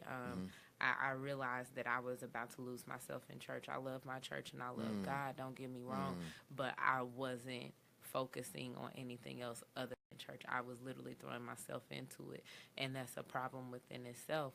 And I realized that my relationship with God was lacking because I was just so focused on the church piece. I was focusing on Right. being active in the church and being at the churches and being seen at the church, and it was about to turn into something Right. else. And I was blessed to be in a position to say, okay, hold on, let me take a step back. let me try this again. You know, Let me recalibrate. Yeah, Right. yeah. Because some people, Right. some people Right. go through that, and I've seen some. I know- have some family members, and I know some people who had a rough past life, right? And they meet church, and all of a sudden, it's the devil's on my back. The devil's this and that. It's at some point, it's like their rendition of what that is blown out of proportion. Yeah. It's because they're chasing the wrong thing, you know. Involved, and there's nothing wrong with being involved in church and No, understanding not that at there all. is Satan or evil Yeah. there. There's nothing wrong with that, but you have to be able to utilize that in a way that is helping you mentally and not so much becoming an addiction, like you said. Exactly. Like you have to let it must help you. It can't hinder you. And if it's keeping you from functioning, it's Right. hindering you, regardless of what it is. If it's Right. keeping you from functioning on a regular basis, it's a problem. Right. And you need to address the underlying issues. It's not enough just to say, okay, I have a problem with drinking, and you quit drinking, and then you start popping pills. Right. That that defeats the whole purpose. And then look that's- at how it influences your relationships. Absolutely. Because a lot of times a person may go into doing various things, and like you said, it might be the sex, it might be the drinking, it might be the drugs of whatever sort, and Right. now their relationships are just, now they're falling apart. Right. And so realizing, okay, am I able to engage in this and then have some healthy relationships? And a lot of times this grows, and then all these things become less important. Right. So you have to have people around you that you allow it. to have some conversations with you and say, hey, girl, you need to check yourself. Right. Yeah. And then give some examples. Like I said, once again, don't be general about it, but, you know, you stood me up on 3 different occasions, you know, Right. what's going on? You know, let's have some conversations. You know, Right. what are you doing over in that house by yourself Right. all the time that now you're not Yeah. wanting to be bothered with any of your friends and family? What's really going on? Because a lot of people will isolate. And if a person is isolated, nobody knows what's going on behind those closed doors. Right. And then And I had to have that conversation with people. I said, I can have a tendency to isolate myself. I will Okay. push everybody away Right. real quick. But I also had to let them know I'm a natural introvert. Okay. Right. So sometimes I'm not pushing you away to isolate myself. Right. I just need some time to gather Regroup. myself. Yeah, Right. I just need some time to get For it sure. together. But it's kind of hard to know what that difference is if you don't know that person. So that's why I am as transparent as I am, Sure. because I want you to be able to tell the difference. Okay, this is her taking a step back to catch her breath. Okay, now she's pushing us away, so what's going on with her? Let's check on her. Right. And I think the people around me have a better sense of what that is now, because I took a little hiatus from Facebook, and not everybody flooded my inbox because they knew at that point she just needed For a sure. moment. Before, people couldn't tell what the difference was, so if I took a hiatus, they was like, okay, what's wrong? What you doing? Right. Where you at? You know, and I'm like, bruh, I'm good. Right. Chill. You know, so just having those conversations, but it honestly all starts with yourself. I just want to Absolutely. insert right fast too, Sure. because you talk about diagnosing other people. Yeah. But that reminds me too. You know, some people may say there's 5, but I look at 4 different stages of addiction, and you know, especially for people with children, if you notice that your children is isolating more, then that is like telltale signs that they're entering the 3rd stage of addiction. So the 1st stage is just experimental. They're just trying. Right. 2nd stage is more social. When it's at a gathering, they may do it. Right. The 3rd stage is when it's kind of they're teetering and they're getting more up in that isolation is that telltale sign Right. of the 3rd stage. So I just wanted to put that out there. Okay. Yeah. Okay. And I just want to point, I noticed this about myself. I got really good at masking that I was addicted. Okay. I got really, really good at it. So what I would do Became a was- professional. I did. So Right. what I would do was when I was with other people, I'd be like, oh, you know, I'm not really drinking, you know. So it would Right. appear that I'm cool, but then Right. as soon as I At got home, alone, you had like, 3 bottles ready. you feel me? Like it was bad, and Right. so it's you really have to know that person, and you also that person has to know the people around them. It was easy to hide from people who didn't really know me, so I Right. surrounded myself with people that really didn't know Tasha. Right. You know, I couldn't be able to fake the funk with these two. They'd be like, "Girl, Right. You know what I'm saying? Like, Call you on it. yeah, you know, they would be able Right. to see that, you know, we can see that you got something going on, Right. even though you trying to present it as if you don't. But I just wanted to put that out there because I think we get really good at letting our representatives speak and Right. and wearing these masks that people believe it. Right. And it's so And imperative. then we start to believe it. Yeah, but it's so imperative that even a lot of times your instincts are right. So if you got a little suspicion, pull that person to the side and be like, "Hey, are you good? Like legit? Right. Like, are you good? Like, what's going on? Because I noticed these things." And like she said, be specific. Don't just Right. say, "Oh, I noticed you've been acting different." Right. Is it? Like, Yeah. what are the examples? Like, how am I acting? Yeah. different? Is it? I mean, is you guys as like counselors, and I mean, you're a blogger, but you're to me, you're a counselor as well because you're. I've been hearing that a lot lately. Well, you've been through it, so Yeah. you're Through able it. to Your help story's people. powerful, man. Thank you. Reach Thank a lot you. of people. As people who understand mental health and in most of its facets and understand that, do you guys deal with things that you can't self heal or self fix, or do you self reflect and kind of get yourself out of that? What do you guys tend to do as people who know this stuff? Go to therapy. Right. So in our program, we had to be real. in therapy. And Okay. even outside of the program, I've been in therapy. Right. I've been in marriage therapy. I believe in it. And if I didn't, I wouldn't be in this profession. You have some people that's like, okay, well, it's okay to work in this profession, but Right. I'm cool, I'm good. No, I have things that I go through. Right. Even before going through the program, went through about a year of spiritual recovery, and we talked about the guilt. We talked Right. about the shame. We talked about the resentment. We talked about the fear. We talked about bitterness, all the things, and some things went way back to childhood, things that may have experienced Yeah. up until that actual point. And so you have to deal with all that stuff because Right. if it's inside there, you haven't dealt with it, you haven't processed, it's going to manifest. Right. And chances are it's not going to be in a good way. It's going to manifest in some ways that are going to be detrimental to yourself and to those around you. Okay. You have to be willing to really dig deep, and it's hard. You have days that I don't want to deal with this. Right. I want to put on the mask and I want to act like all is well.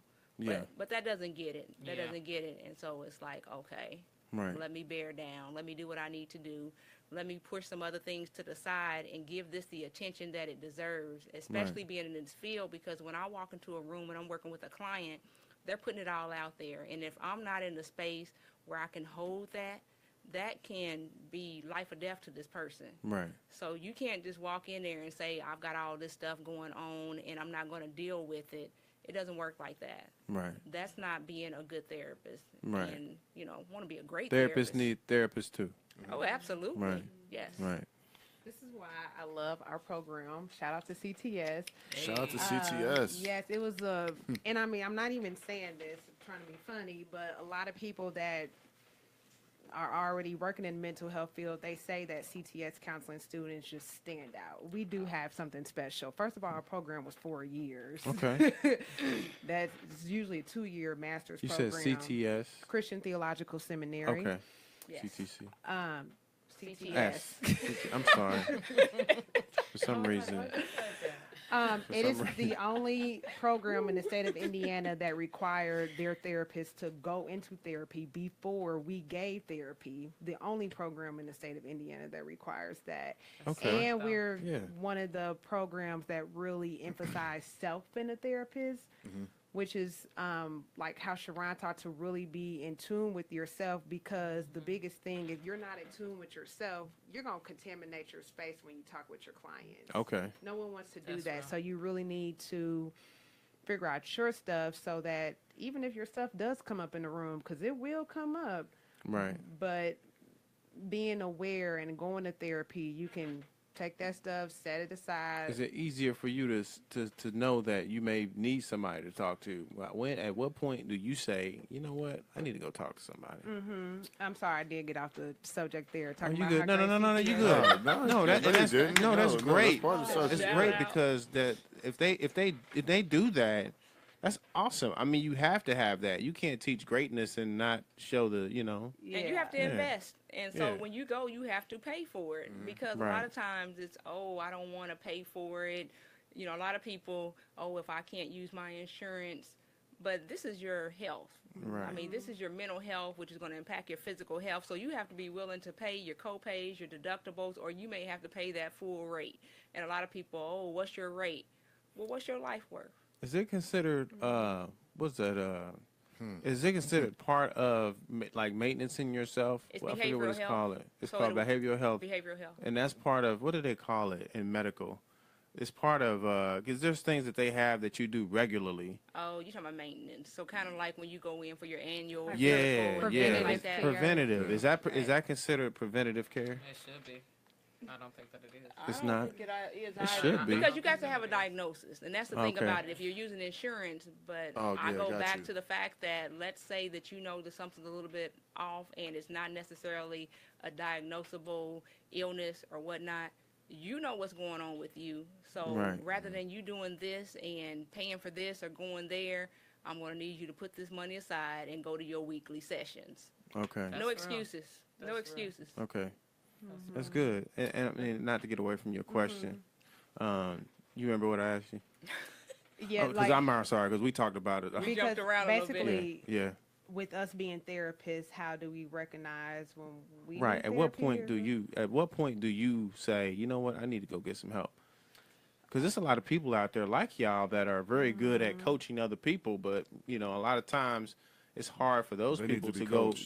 to go get help when they need Yeah. it because they've been spending Yeah. all their time helping everybody else. Or they might think that they already, know what the answer Yeah. is. Right. have Well, the answers one- and everything. I am really grateful for my colleagues. We actually have a group chat with like me and 4 other therapist girls. We all graduated at the same time. We'll text each other randomly like, hey, I had this client. They trigger me in this way. What should I do? So I really do okay. think That's it's good. just us being trained to really have a self in a therapy sort of program. I'm telling you, when I say CTS is a very incredible, unique place. I mean, we went back and we looked at our own family history. We looked Right. at our own trauma. So we dug all this stuff out in a 4 years time in this Right. at this program. So I really do think for me, it's just kind of ingrained when, okay, I guess I could say when I'm triggered in the therapy room, that's probably the biggest thing, and it keeps on happening. Right. Or even, I mean, trigger can be you're mad at that person. Ooh, that remind me of my daddy. Oh, okay. You can get triggered. You may want to may start having romance feelings about that person, and it's not saying that that's real, but it's like, okay, well, what does this mean? If this is your client, let's dissect what this means. Right. Right. So that's one when you continue to get triggered in therapy room, and I had several clients that they always did that. Yeah.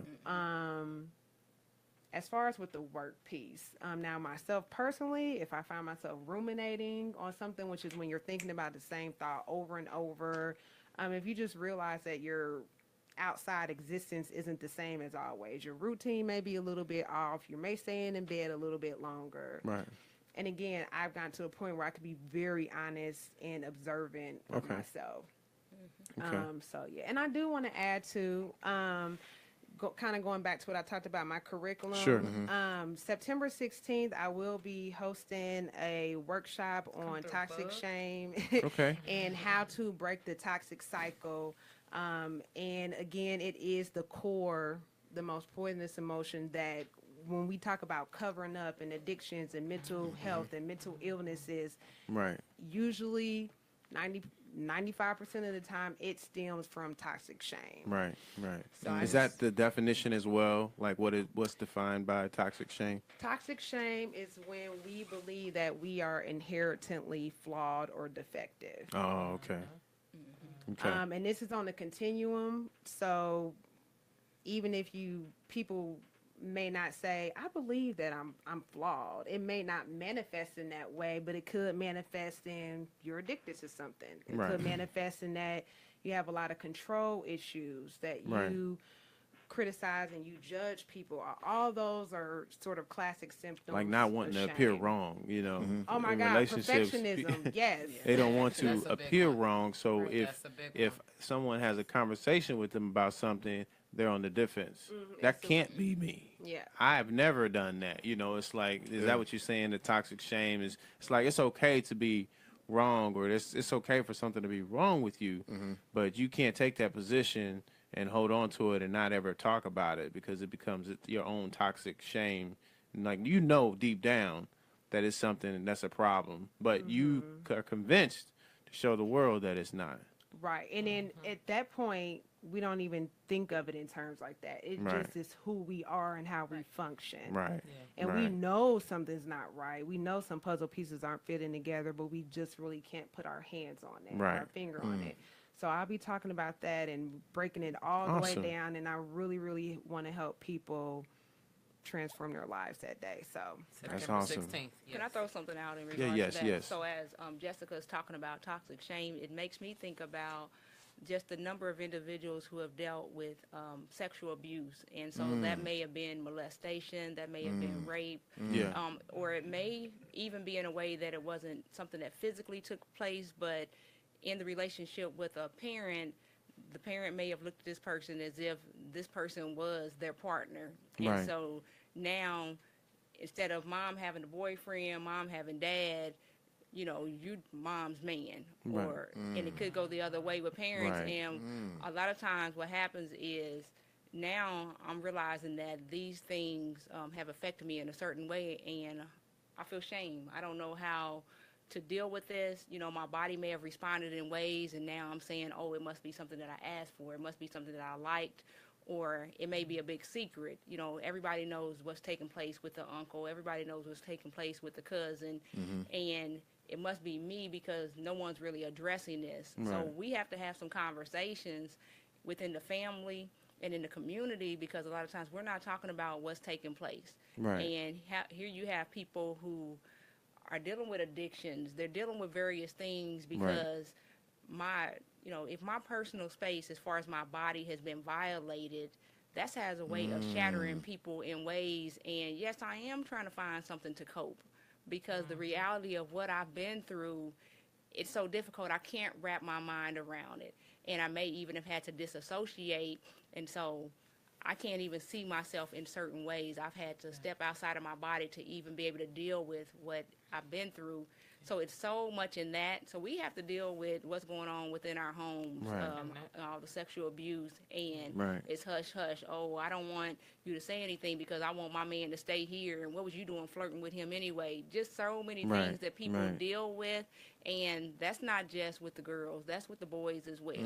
We don't talk Right. about what takes place with our boys. Right. But yes, they're having things taking place with them sexually, and a lot of times it's like, oh, that was this person, and so it's not a big deal because, she was older and I kind of liked her, not realizing that you may not be right sexually for the rest of your entire life Right. because of the way that you were sexualized. Right. So let's right. talk about right. some of like those teachers things. and students Yeah. and stuff. Yeah. Yeah. babysitters. Yes. Yeah. Do you? All Cause those and things. effects. That's correct. You Wow. mentioned. I Oh, go ahead. No, I was just gonna say that shame piece, it does play a really big part in addiction. I had a lot of shame for various reasons. One being that my mom was diagnosed with schizophrenia when I Okay. was 8. And so I didn't want people to see what my home life was like. I wouldn't let people come over my house for like an extended period of time unless they Right. were like in the neighborhood. Because I mean, y'all see my mama don't come out the house, or y'all see when she has an episode or whatever.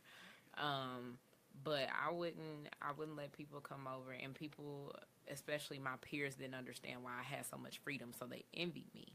But I Right. had freedom because nobody was regulating me at home. I could be wherever I wanted to be and do whatever I wanted to do because I didn't have any structure at home that I longed for. Right. And so the shame from that caused me to drink. And then at 16, I was sexually assaulted by 3 men.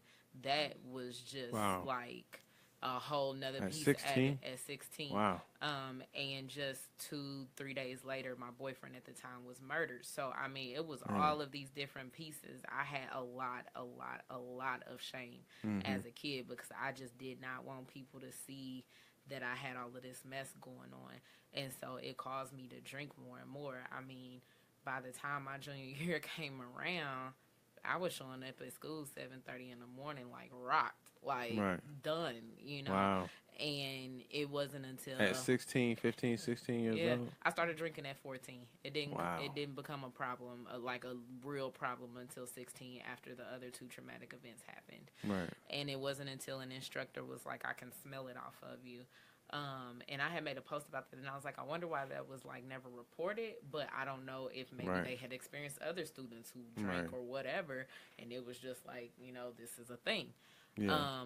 But it wasn't until then that I got really good at masking and really good at hiding it. So I made sure to take care of myself better as far as hygiene wise, so that you couldn't smell it coming out of my pores and things of that nature. I always had a pack of gum or something to make sure you couldn't smell it on my breath.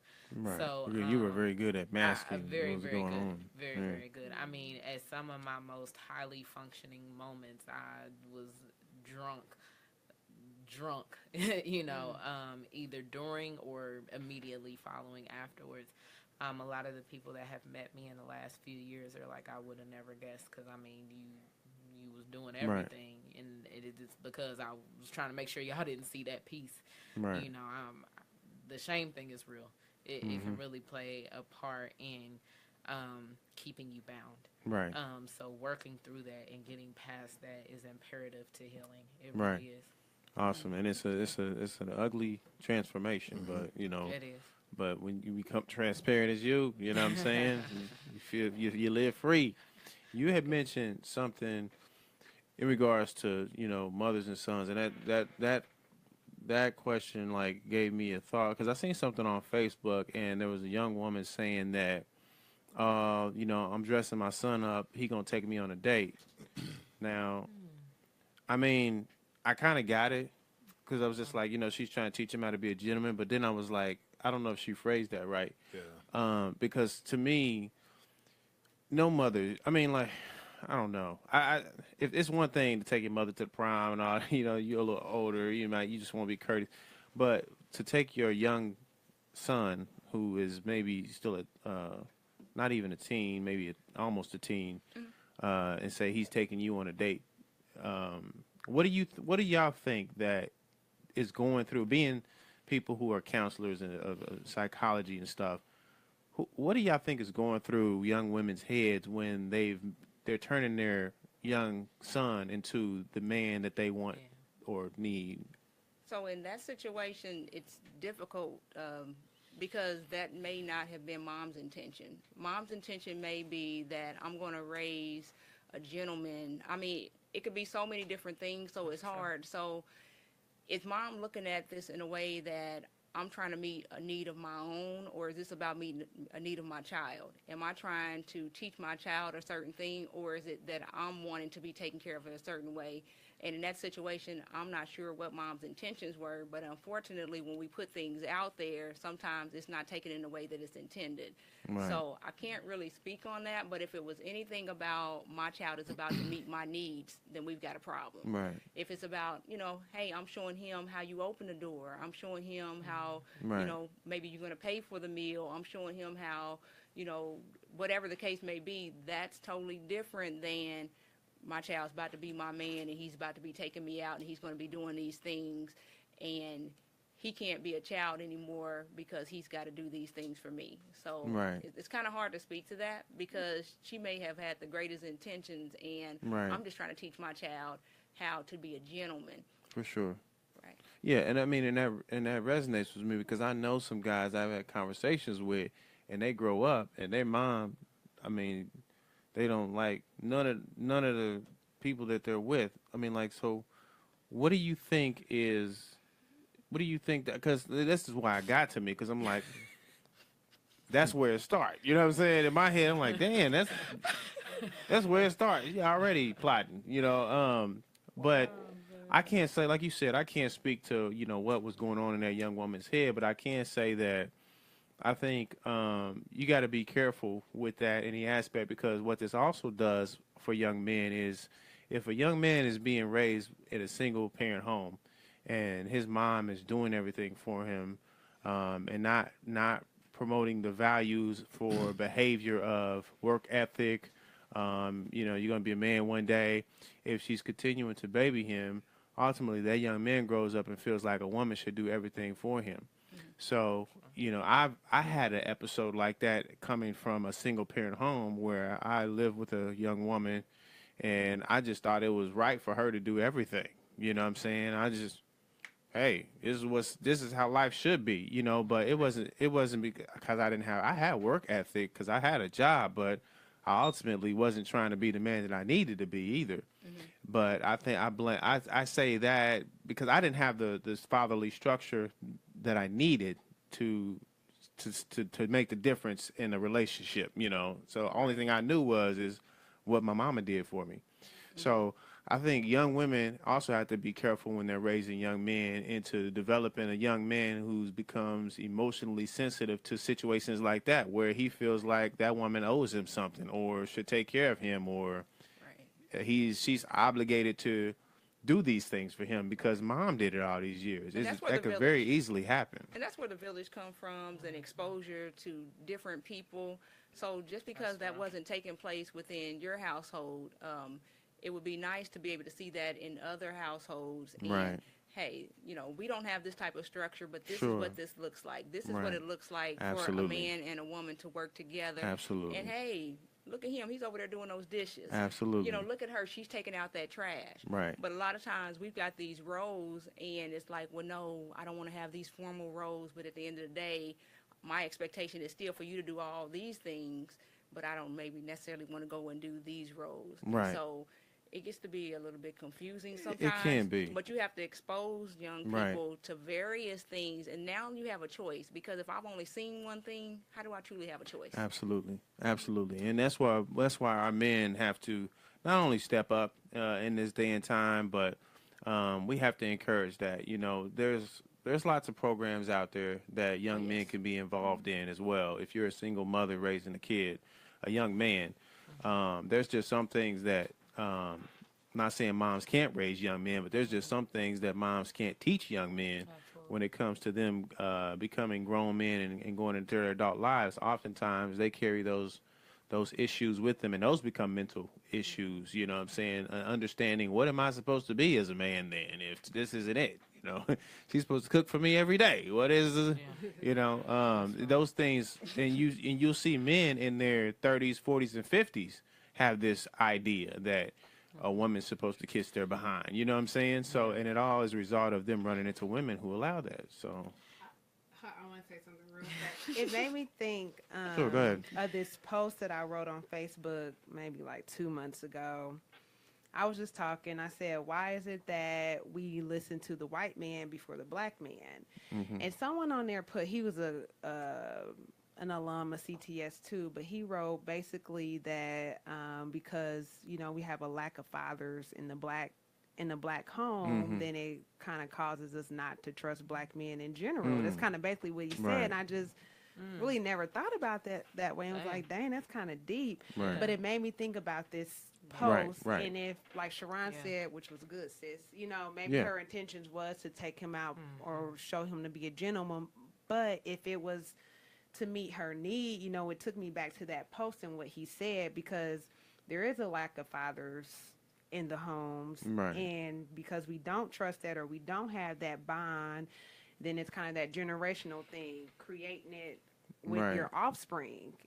And so it just made me think about that post going back to not trusting black men, and how can you create that trust? Well, it's easy when you're kind of raising and molding a young son. Yeah, for sure. So do you think that women can learn how to love a man if their father isn't there? Can women learn to love a man if their father isn't there? That's tough, because the man should be that standard, that gold standard. Yeah, I think this is just me personally talking, because my father, well, I wasn't to say he was completely absent, but he was like hot and cold. And I would say it comes through learning experiences in life, because I didn't have a model.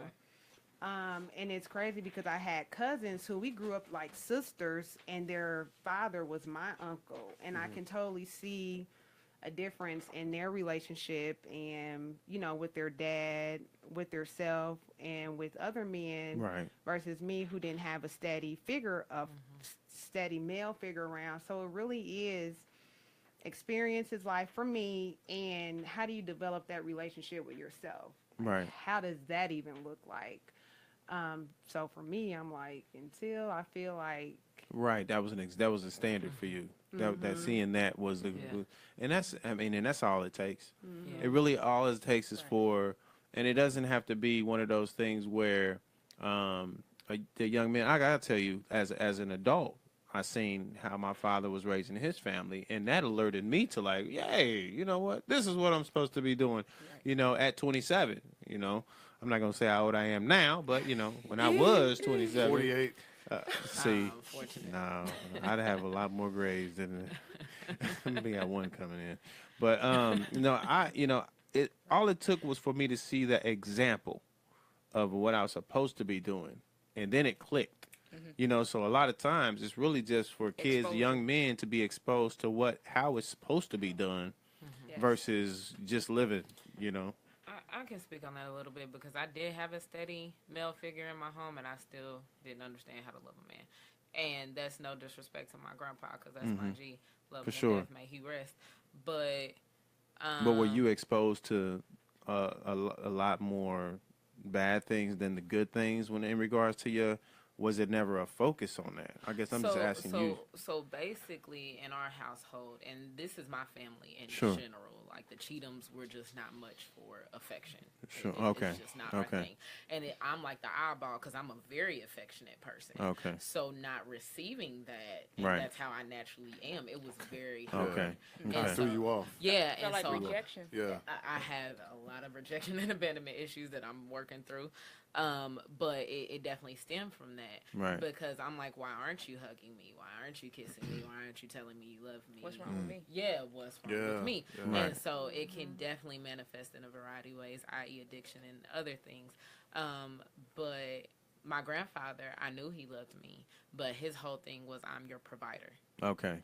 That was his Right, thing. right. That was That's his where form. Yeah. Right. So yeah, that's his form of that was love. his form of love. Gotcha. You know, Right. that's where it started and that's where it stopped. Right. You know, but I didn't understand why he couldn't just show it more. More But he may affection, yeah. not have known how to because, again, like I said, our family, that's not how we are. And I Right. know that now as an adult from talking to other family members and understanding more, like, oh, okay, that's how he grew up, so he didn't know any other way to be. Right.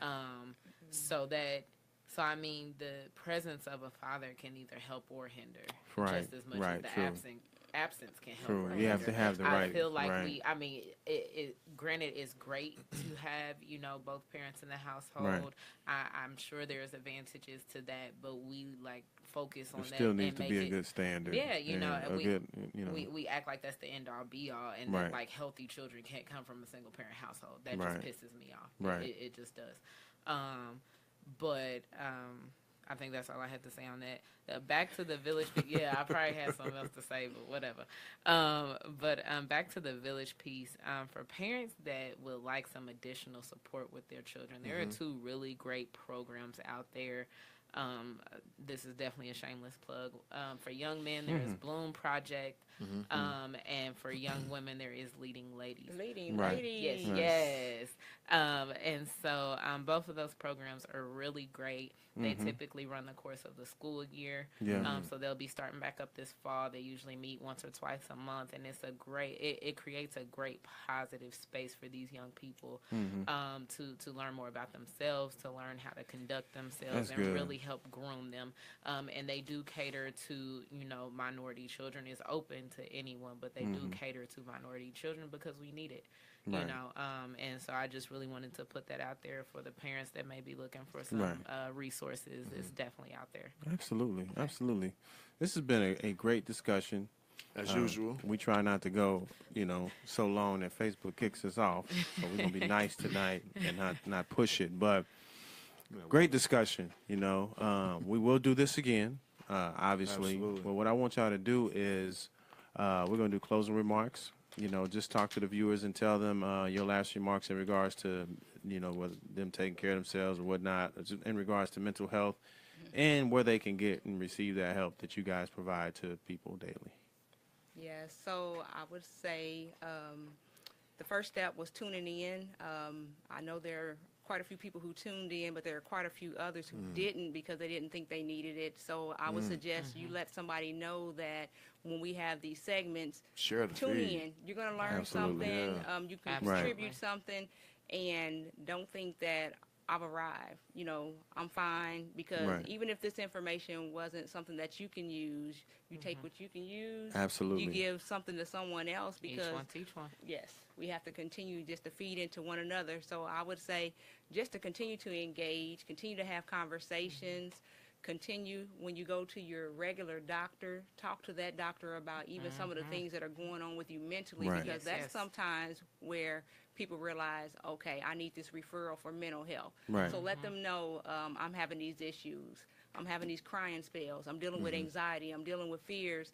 So open up, have those conversations about things you think that may not be a big deal, because sometimes they are. Right. You know, this hasn't just gone on for a week. This hasn't just gone on for a month. Mm-hmm. Okay, I've been dealing with this for 6 months. Right. You don't want to get to that point, because sometimes it's very hard to make your way back. And now Absolutely. that way has become your norm. You don't want to let it get that far, because you can lose lots of things, your jobs, your homes, family members, lots Right. of things. So catch it earlier and just recognize changes that are taking place within you.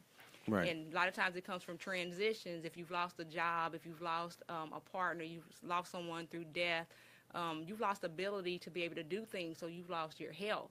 Right. Those are things that bring about grief. So look at all these ways that you may be experiencing grief from transitions and losses, and just continue to look at yourself and say, you know, am I myself? Right. Right. Yes. Makes awesome. sense. That's awesome. Tasha. I won't talk about myself for once. I do enough of that. But I will give another awesome resource that is here in the city. NAMI, the National Alliance on Mental Illness. They have a lot of resources and great Shout out to programs. NAMI. Yes, yes. Yeah. They have a lot of great programs out here that people are unaware of. Mm-hmm. I'm currently working with them and a colleague of mine to get more access into the Black community as far as knowledge of these programs being there. So a couple of them are family to family and peer to peer. Everything that NAMI does is peer-led. There aren't medical professionals. Everything is peer-led by individuals such as myself who are dealing with mental health challenges personally, or a family member of someone that has mental health challenges. And so NAMI is really awesome. Like I said, family, and peer-to-peer. You can go to NAMI.org to find out more information about when those sessions are.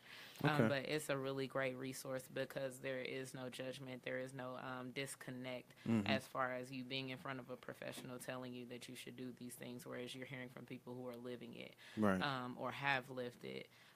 Also, they have what's called In Our Own Voice. I do those presentations, and basically I go around. Dang, I said I wasn't going to talk about myself, but I do those. I do those presentations around the cities, at schools, at inpatient units, organizations, things of that nature. And I basically just get to tell my story and share what my journey has been like with mental health. There is also Ending the Silence, which just came to Indy, which I'm really excited about, and I will be doing those as well. And those are actually in middle schools and high schools. Okay. And so we talk to them about recognizing, you know, signs and symptoms within themselves. Yeah. And really get to the nitty gritty, because oftentimes we don't talk about mental health in school until after something has Right. happened, which is usually a suicide attempt and or actually being committed. I think that's it. Oh, nope, there's one more. So there's also a Faith Net with NAMI, which actually is working to go out into the faith communities, different churches in the area, and spreading, you know, knowledge on mental health and how it can affect your congregation, because there's also stigma in the church when it comes to mental health. So Right.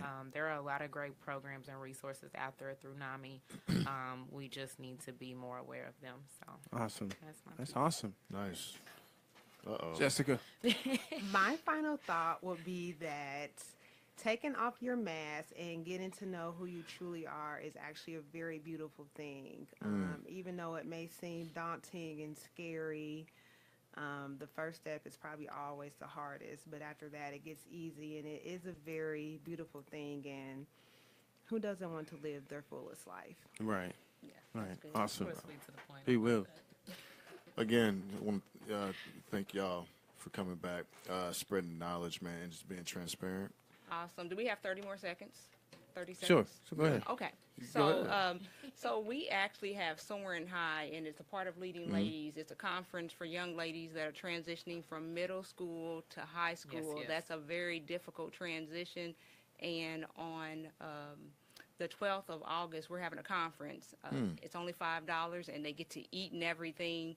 And I'm just going to ask that they go to Leading Ladies. Let's see, leadingladies.org Okay. to get that information. Okay. And they definitely want their young ladies from 12 to, well, not 12 to 17, but the ones who are transitioning from middle school to high school to be a part of this conference, because it's going to be great resources. And then Right. actually some other students who've already made that transition, and they can give them some information too about how to make it successfully, because if you don't make that successfully, those high school years can be really rough. Who runs the Leading Listen. Ladies program? LaTanya Brown. We had her on, LaTanya Yes, Brown. yes, That's why it sounded familiar to me. Yeah. I said we had Yes, someone on that leads that program. Yes. So Can you- shout out to LaTanya Can you Brown. put the Shout out website in to the feed, please? Yes. Yes, yes. Nice. Yeah, absolutely. P. Wills. No, but what I was saying is, I'm thankful that y'all came on, man, and just spread so much knowledge. Just open as usual. We will definitely do this again. To the viewers, thank you for watching and tuning in. There were a ton of comments, man, so we appreciate that. Yeah, a lot. And your support. Everyone needs help with something. So, I just hope that people really took the information that was given and they can either apply to themselves or feed it to people that need help. Just know that we are all connected, and once we, realize that, then the world will be a much better place. Absolutely. Yes. And I second what P. Wills was saying. Thank you guys for coming. The transparency is awesome. We must continue having these conversations for the sake of people's mental health.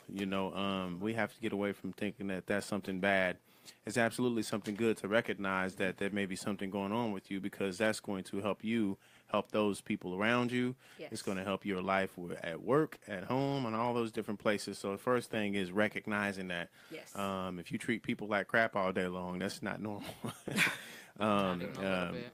You have to have some humility and be humble, and and understand that there's levels to it. You're not going to get there overnight, but just knowing that there's a problem and taking steps toward getting that kind of help can do wonders. So the worst thing we want to do is think that we're fixing ourselves, and oftentimes we're not. We're just staying in our box because it's comfortable there. So come out of the shell and get that help that you need.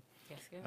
These awesome ladies always come spend time with us and share their knowledge on mental health. All day. And we appreciate that, and we will definitely have them back again. Absolutely. Yes, come on. Yes. Thanks to the viewers who always continue to share our feeds and just love us to death. We have people from all over the world and all over the country that sometimes I think this is their only TV, so them dope. getting this for a couple of hours is like watching Power, to some people. So we just appreciate those people, and just know that we're here for you guys. We're going to always continue to be your voice for the community. So let us know what we can do to help. Go to our website at www.thegrayareamedialive.com. If you want to get on the show, just go to the website and click Get on the Show.